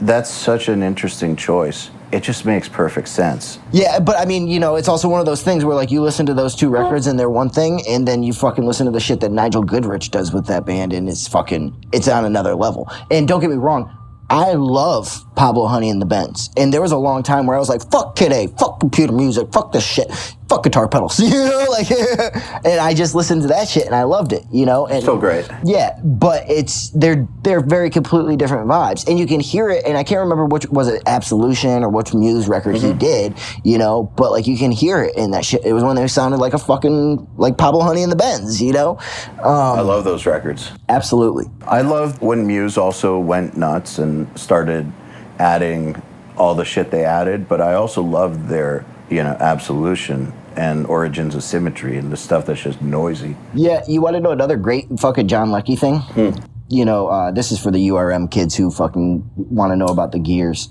So, everybody's always like, how do I tell what fucking console this was done on? How do I tell this? How do I tell that? I want to hear something that was done on an API, Fucking, there's an old thread from John Leckie on Gear Sluts that I've actually went back and read within the past 3 months, so I know it's still there.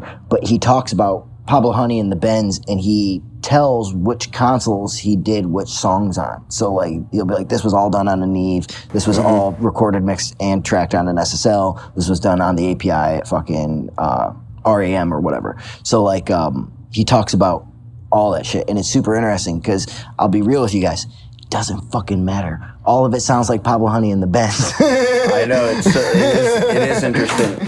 Well, the thing that I think people who haven't used this gear need to understand is that when you're at that level, when you're at that, you're talking multi-platinum artist levels, or nowadays maybe they don't go platinum by selling 1 million records, but the equivalent size artists, when you're dealing with the top of the top, and it's also the top of the top producers. Yep.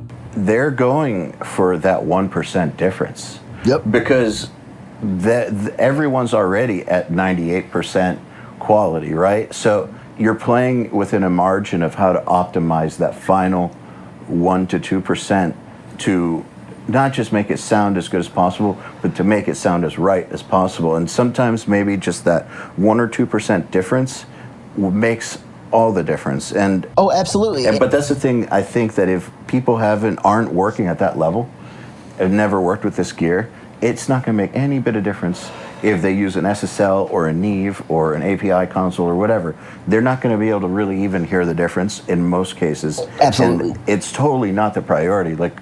But when you are trying to get that last 1%, the difference between a Neve and an API and an SSL could be the difference. Well, and here's the thing too, is sometimes it'll just make your shit worse. Yes, very true. A lot of people think I've seen dudes who are like, oh, I want to mix on an SSL, so I'm going to go rent an SSL room. Well, the first thing that you need to throw away, unless you want to sit there with a multimeter and, fucking test tones, is your balance.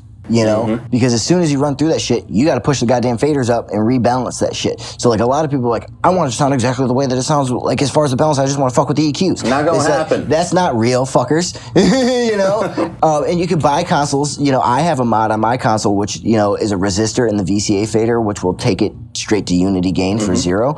And there's consoles like the Fix console from Paul Wolf Audio and stuff like that, or the Fix console from Fix Audio made by Paul Wolf that have, fader to 0 buttons in them now. So you can do that. The API, the box, the little guy has that shit in it now, but before, you buy an old SSL, that's not fucking real. And if you have a computer, you can do fader null, but that's still not real, And then the next thing is depending on the desk, some of these motherfuckers are heavy-handed. So an E-series, an actual E-series that hasn't been fully modified or fucking maintained is a cloudy motherfucking console. You need to add a bunch of high-end to get over what it does to the signal, where it just kind of sounds like a cloud of mid-range. The dogs agree with you. Dude, I'm speaking the motherfucking truth over here. What's going on. And you can see how certain dudes have fallen into that is their workflow. You can't add that much high end in the goddamn box like that all willy-nilly because it goes all fucking ham. But on an E-series, sometimes you do that to overcome what the motherfucking desk is doing.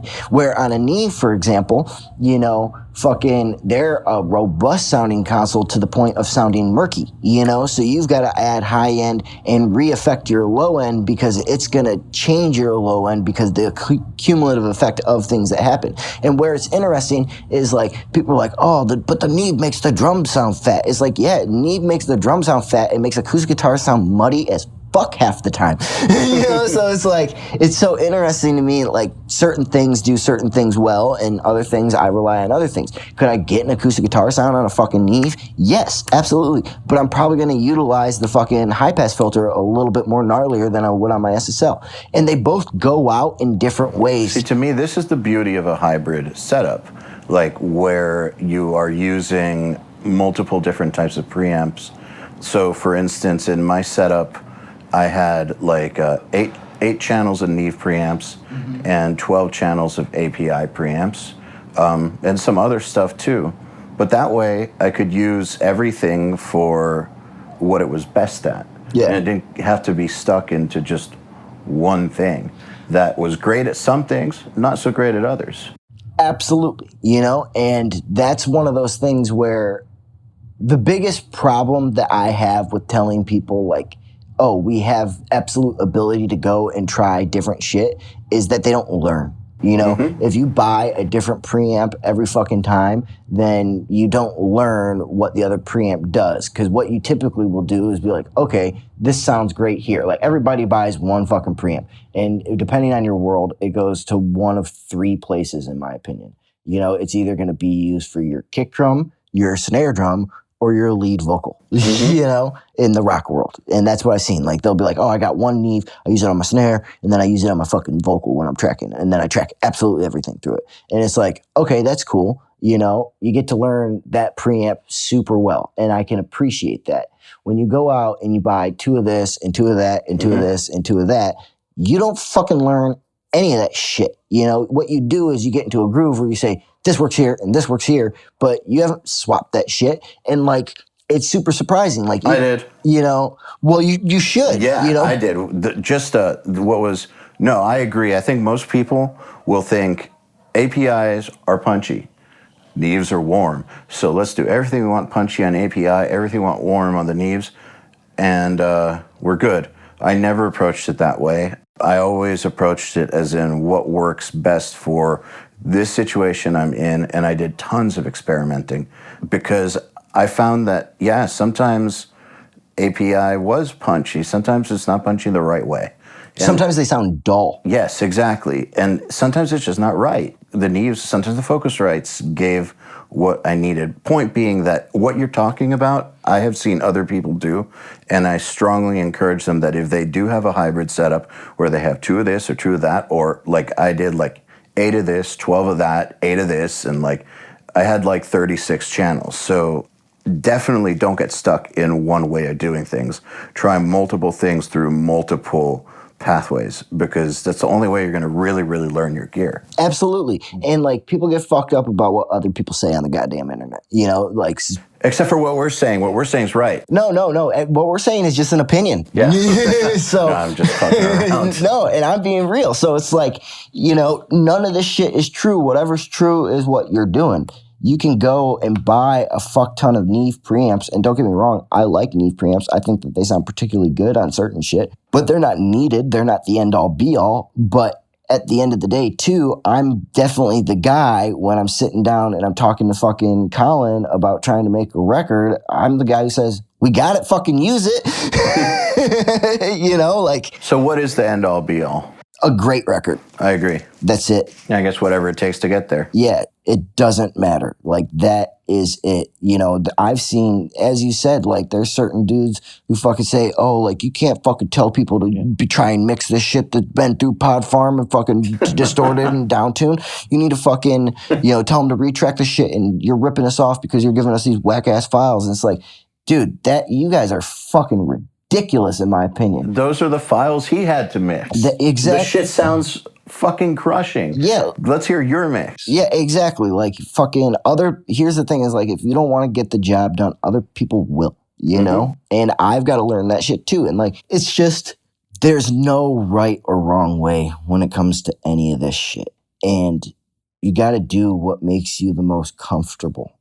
And I'm learning that shit every day. Cause like, I know that, like, it's a perfect example. I was talking to Mitch G, who's the absolute man, Kelly's husband, and he's like, we're talking about consoles and like, getting rid of consoles and shit. And he goes, I had a buddy who owned a Maserati, and he was part of the Maserati car club of fucking Los Angeles.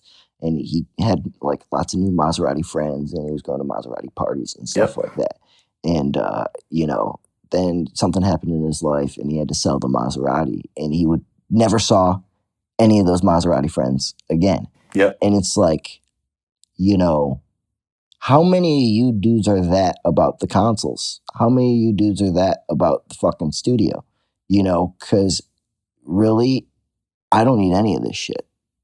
I agree. I am mixing records here in Florida in a room that I've never mixed in before, on speakers I've never fucking used, with plugins I don't own, and we're fucking hyped, Yeah. And I used to have like weird things like I need the SSL, and then fucking after that I became I just need my NS10s. So you impose these basically shackles on yourself. Yeah, like, oh, I'll do this, but I got to bring my NS10s, and they got to be my NS10s with my weird little drivers in them, and like, I'll mix a record on fucking headphones. How did you get past that? And I know you just said that you're still learning, and I get it because it's hard. We're so wired to be that way. I think it's in our human nature to like find something that works and then want it to work. We just want it to work all the time. How I get past it is by looking at the great work of other people and being inspired and feeling bad about myself. That's the only way I really seem to get past anything. And like, I do it kicking and screaming. Like, a perfect example is like, I'm fucking deathly afraid of heights. Like, I won't even heights. I won't even get on the top of a motherfucking ladder. But, for Alex's fucking bachelor party, they wanted to go to Busch Gardens. So that's what we did this past weekend. We went to Busch Gardens. I'm fucking deathly afraid of heights. And if you could picture it, it's a 6-year-old, her 7-year-old sister, their buddy Tribby, and me on Kumba. And there's these 2 young girls, and they're literally screaming at the top of their lungs, "This is so much fun. I'm having a great time." And I'm in the corner seat holding the goddamn thing so tight with my eyes closed saying, "People don't die on this," over and over. You know? Well, there's always a first. Yeah, like, you know. So, like, how did I get comfortable mixing on headphones? Like, how did I get the balls to do that? You want to know how? It was when fucking Josh Goodwin came back and told me that, you know, we were at Henson for a while, and downstairs we had a room, and fucking Justin Bieber came in. And Josh was across the hallway, and Justin Bieber came in and he tracked some vocals. And fucking Josh is like, "You gonna be around this weekend?" I'm like, "Yeah, I'll be down there." He's like, "Okay, I'll see you this weekend." And then I didn't see him at all, you know? And then he comes back, and I'm like, "Where were you?" And he's like, "Oh, we like flew to Morocco or some shit. I can't remember where we flew." He's like, "I mixed this song on the goddamn fucking plane, you know? Or at the airport on headphones." That was Despacito. Damn, son. You know? So it's like, who the fuck am I? You know? Like, it doesn't matter. It doesn't matter. He'll do it. He'll do it on his fucking headphones. Fuck you. You know? And he'll do it better than you. He'll do it better than me to this goddamn day. And, like, I've got to know that shit, and I want to be the best. I want to be better. So, like, that shit inspires me. You want to talk about the 1%? The 1% is not a console. The 1% is not a fucking plugin. The 1% is not a technique. To the motherfucking industry, to the fucking, you know, to the people who are decision makers, the 1% are dudes like fucking Servant, dudes like Chris Lord-Alge, dudes like fucking Neil. You want to know a perfect example of this? Is I was reading an article the other day, and it was talking about Jack Douglas getting back together to work with Aerosmith. Have you read this article? I have not. Okay. Interesting. I can't remember if it was Sound on Sound. So, like, I don't know if you know anything about Jack Douglas. Do you? I know some about him. Yeah, so, like, he produced Toys in the Attic and, like, their greatest shit. Like, was in charge of all of that shit and fucking mixed those records and killed it way back in the day, you know?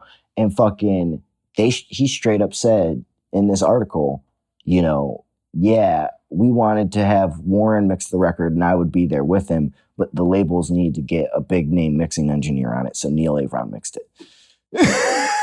And it's like, they wouldn't let Jack Douglas mix the goddamn fucking, and not Rolling Stones, Aerosmith, mix Aerosmith, and he mixed Dream On.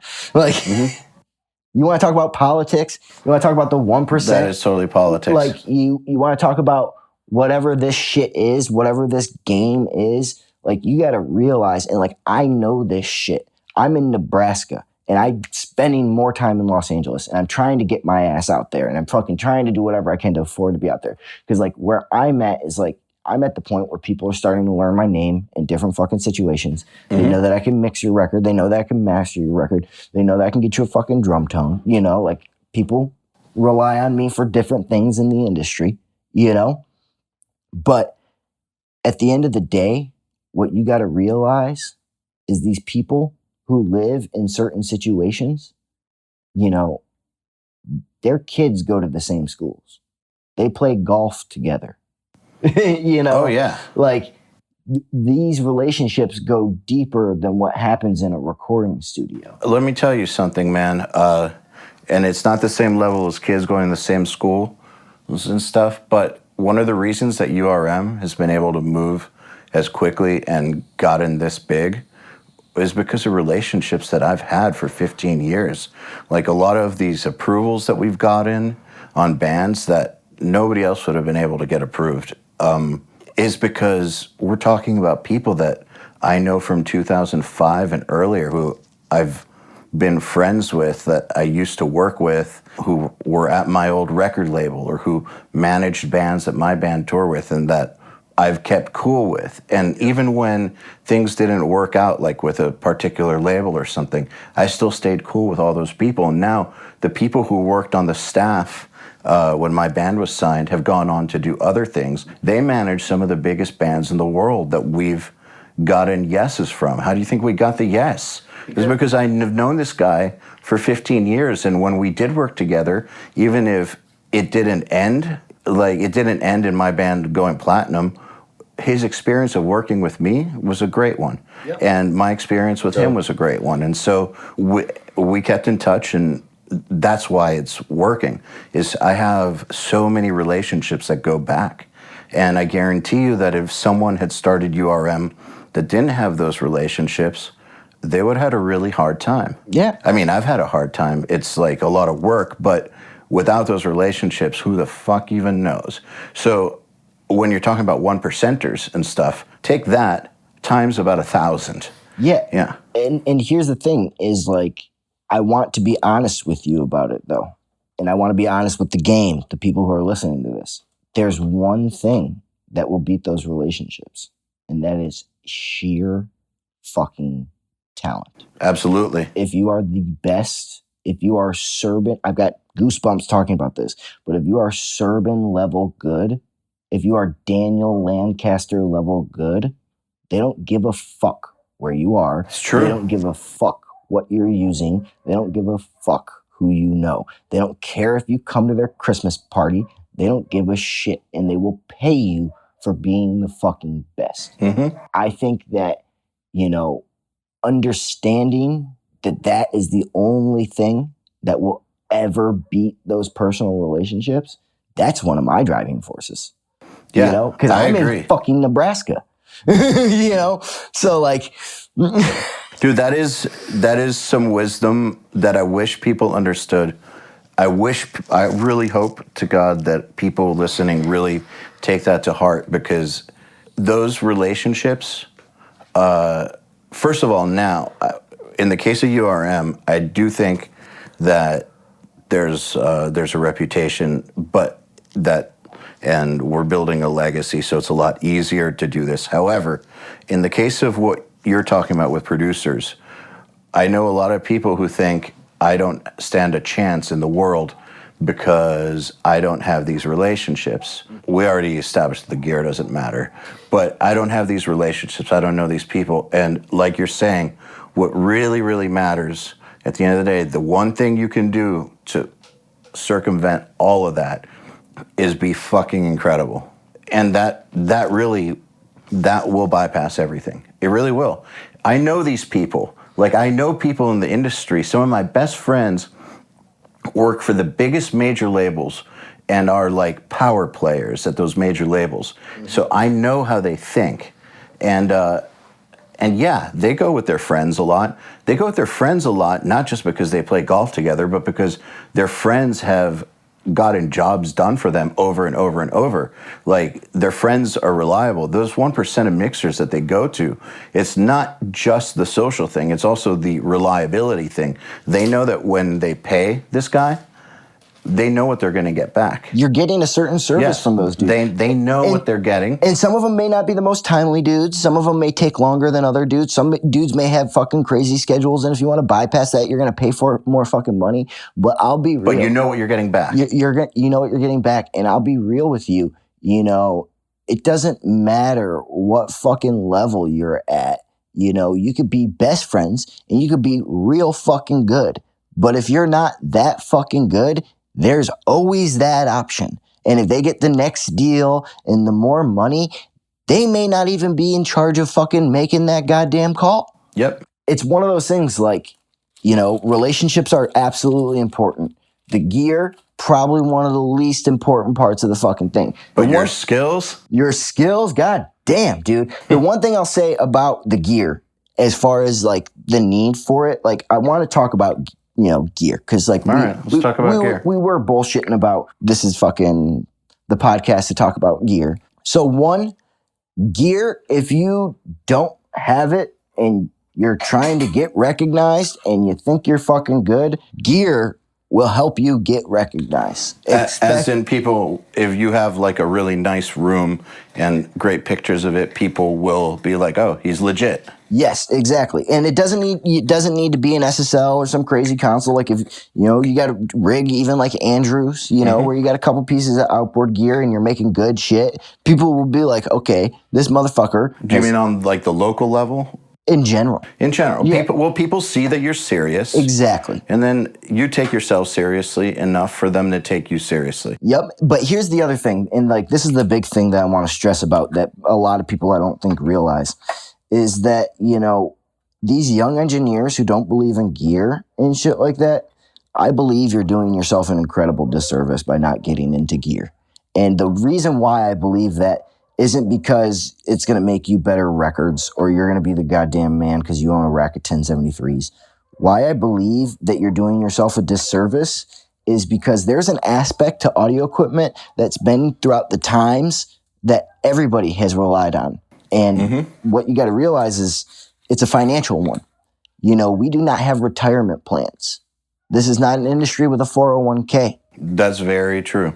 You know, if you are smart with your purchases and you do good work and you increase your collection and you buy well, you can retire and have a little bit of money set aside in the equipment that you own. Let me just say that on a, you know, not on a retirement level, but now I have something set up, which is I'm going to hopefully retire off of. But when I was producing, I didn't have a retirement plan. And when I quit producing to start URM, well, we didn't make money in those first 9 months, man.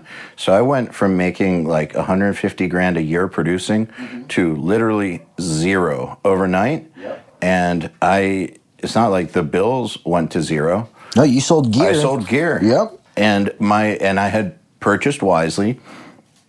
Where do you think those 12 channels of API and like 8 channels of Neve and my 4 distressors and like all these nice ass microphones and like all this shit, where do you think that went? Dude. That kept me alive. Yeah, and you know, it's one of those things where it's like these things, they're your friends. You know, you get to know them. You got to take care of them. They take care of you, you know, and it may be one of those things where like they say something like more than 50% of America right now can't afford a $400 expense, you know. I believe that. I can afford a $400 expense. Same here. You know, because if I really fucking had to, there is someone who would buy a 1073 for $400 right fucking now. Like, no questions asked. I could send a fucking group text to 15 people. They all know they got it. With my PayPal, someone's going to hit it first. You know? Yeah, totally. So it's like, would I ever do that? No, because I have other things that are closer to $400 in value that would be less of a goddamn loss to sell. But if you were in a total end of the world bind. Exactly. You know? And it's one of those things where, you know, people don't look at that shit. And when you buy one distressor and fucking one preamp to rock as your only fucking gear for the rest of your goddamn life, I hope you're fucking saving money like a motherfucking madman because you're not investing it into the things that I'm investing into. And like, I look at my portfolio pretty fucking seriously. My portfolio makes money, you know, and how I look at it is, you know, the only thing that I lose fucking money on are things that start with A. Apple and Avid. Seriously. Thought you were about to say ass. No. Apple and Avid, bro. You know, everything else besides that, I try and invest to the point where I make at least 200%. You know, 100% is what I would consider okay money when it comes to buying fucking gear. Yeah. You know, and what I mean by that is like my last gear purchase, and like I keep track of all of these fucking things. My last gear purchase was a Moog ConcertMate MG1 realistic synthesizer. You can sell it for roughly $700 on fucking Reverb. I bought that thing for $200. Really? You know? So it's like I made more than $200 buying it. You know? So people don't look at it that way. They say, I don't need that. I got fucking massive. Fuck you. You know, it's just like, I'm going to go make this money. You leave this money on fucking Craigslist for me, bro. Fine. And the chances of it devaluing are pretty low. Pretty fucking low. Because so there's certain types of gear that no matter how many plugins come out and no matter what happens, certain producers are always going to want to use. Yeah, you know, and I can tell you, like, I can spit the fucking game at your people here if you want, you know. That's what we're here for. Look at the digital revolution of the film industry. You know, there's only one piece of equipment that still lasts. And they had consoles that were for fucking coloring, that had EQs. analog ones and digital ones. If you're wondering what that noise is, he's rolling a joint. Hell yeah.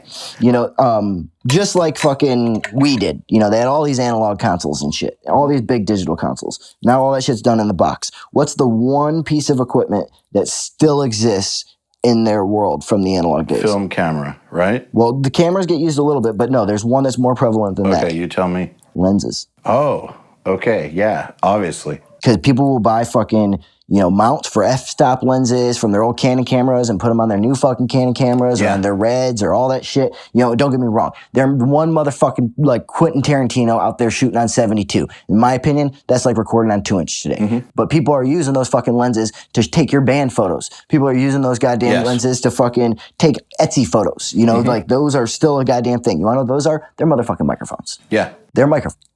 So when it comes to our shit, you want to know what's going to continue to pass the test of time as far as moving forward past this digital age where maybe consoles don't even matter?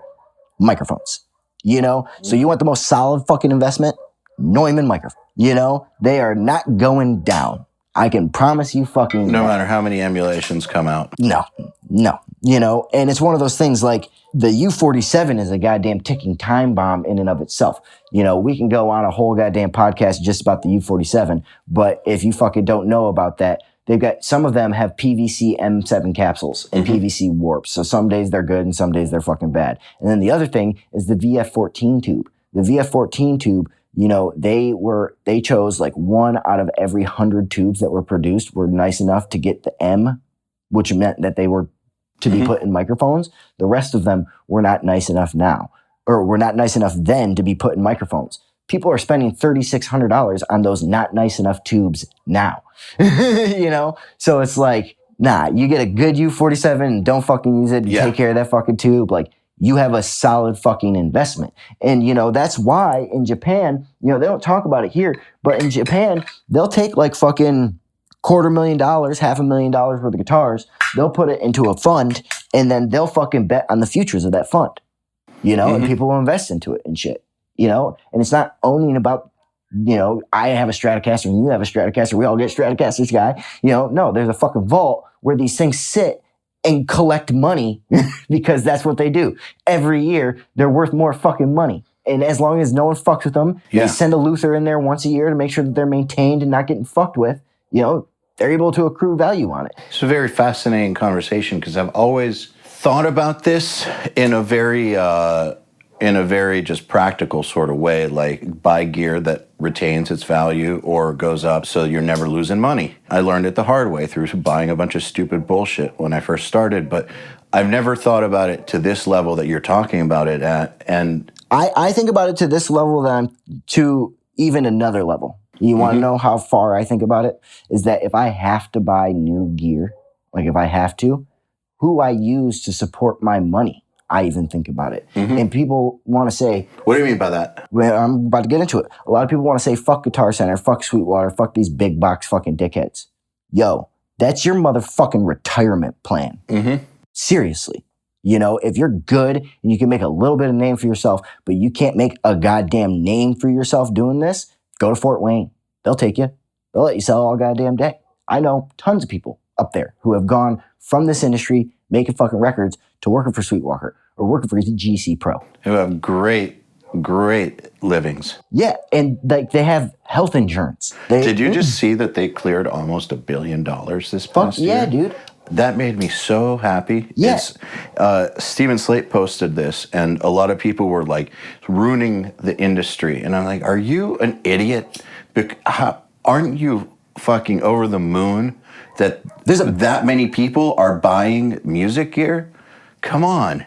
Like, did you know that it's still over $1 billion industry? Well, I mean, it's $1 billion at one fucking company. That's beautiful. And Musicians for End and ZZ Sound still exists. So, like, they're making money too. It's beautiful. It makes me so happy. And it's like, that shit is real. I want to support those dudes because they go out and they support dudes that I don't even fucking know. But those dudes had the exact same struggle we did at one point.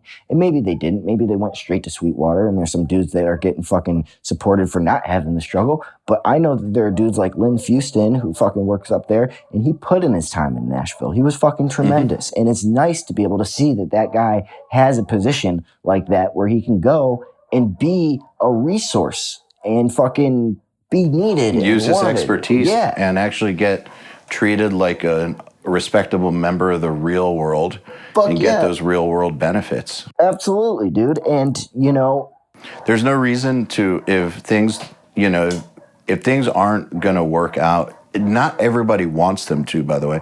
Not everyone wants to be at that 1%, but like, especially if that's not necessarily exactly what you want, working for a company like Sweetwater is a great backup plan. Absolutely. If I didn't want to go after being fucking Rick Carson, I would work at Sweetwater because, in my opinion, I've always thought like work at a job that benefits you. You know, so like if you need, and it's your expertise. Well, yeah, but even if you need like a bullshit job, work at the grocery store so you can try and get a discount on groceries or some shit like that. You know, work at your fucking apartment's goddamn leasing agency so you can try and fucking get a discount on your rent. Like if you need to do some bullshit job to make it through this game, do one that benefits what you're trying to accomplish, you know? And like a lot of people, like they try and do ones that are like beneficial to what they think is like cool in their scene. And it's like, what in Nebraska is that fucking, oh, I'm in the music community.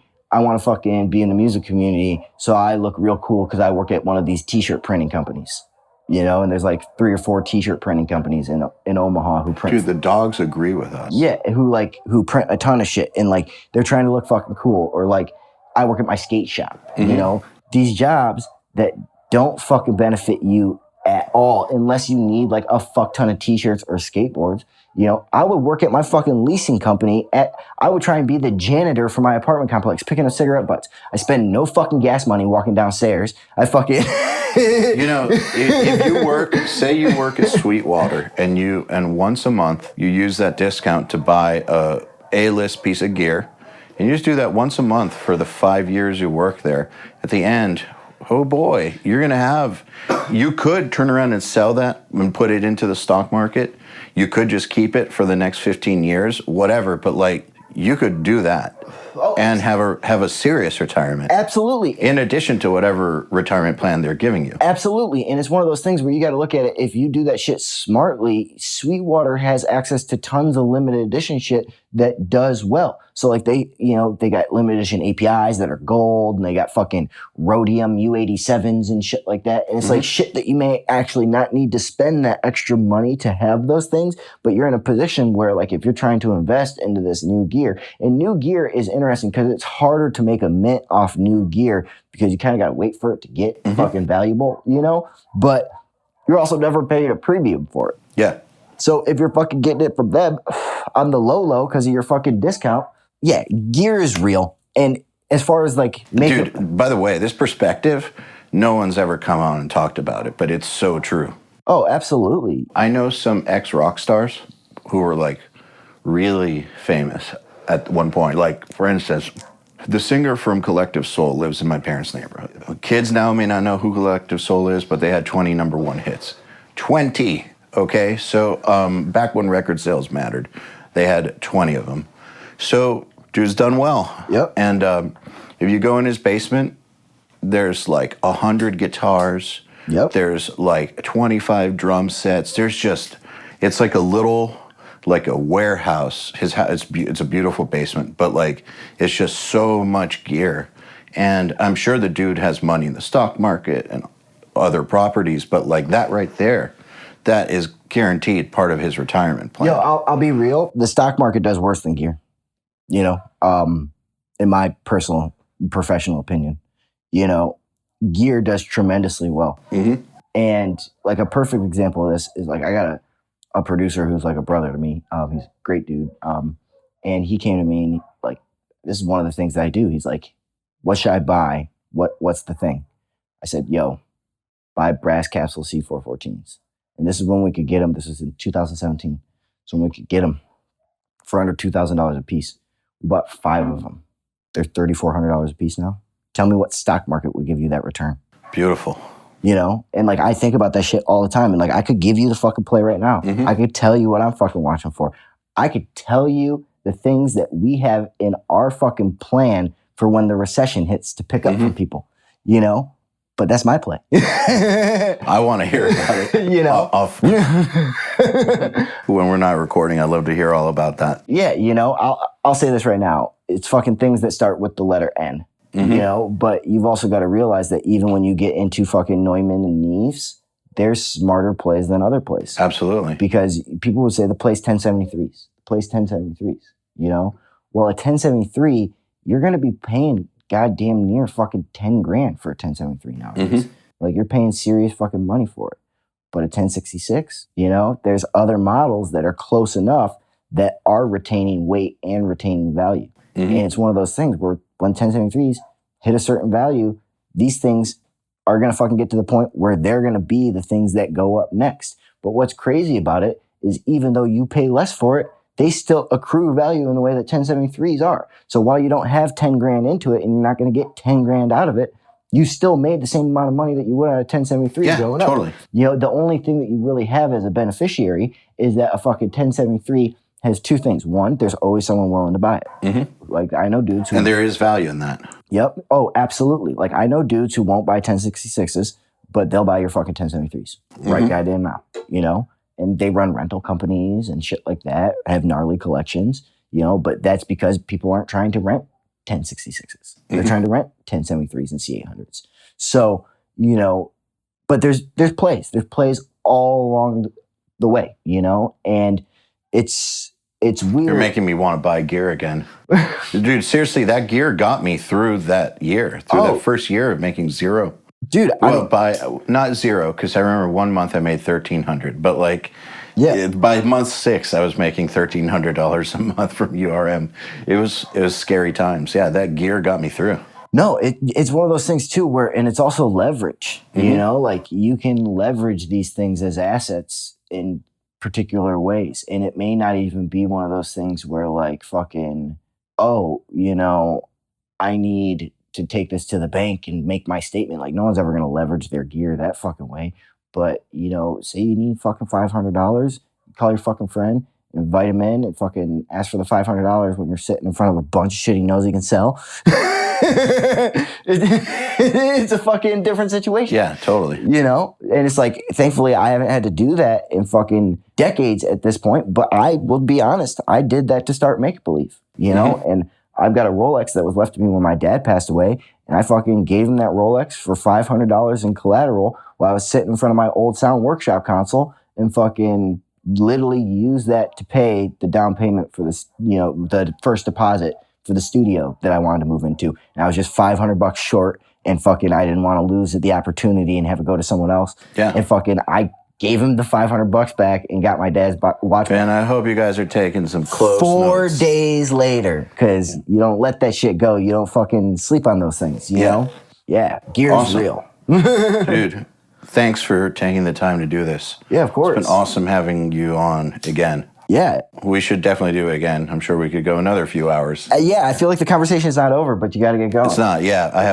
We have a Q&A that starts at a certain time. Okay. So, unfortunately, I got to end this. But thank you. Of course. Thank you very much. Yeah. We shook hands. We did shake hands for everyone, everyone listening.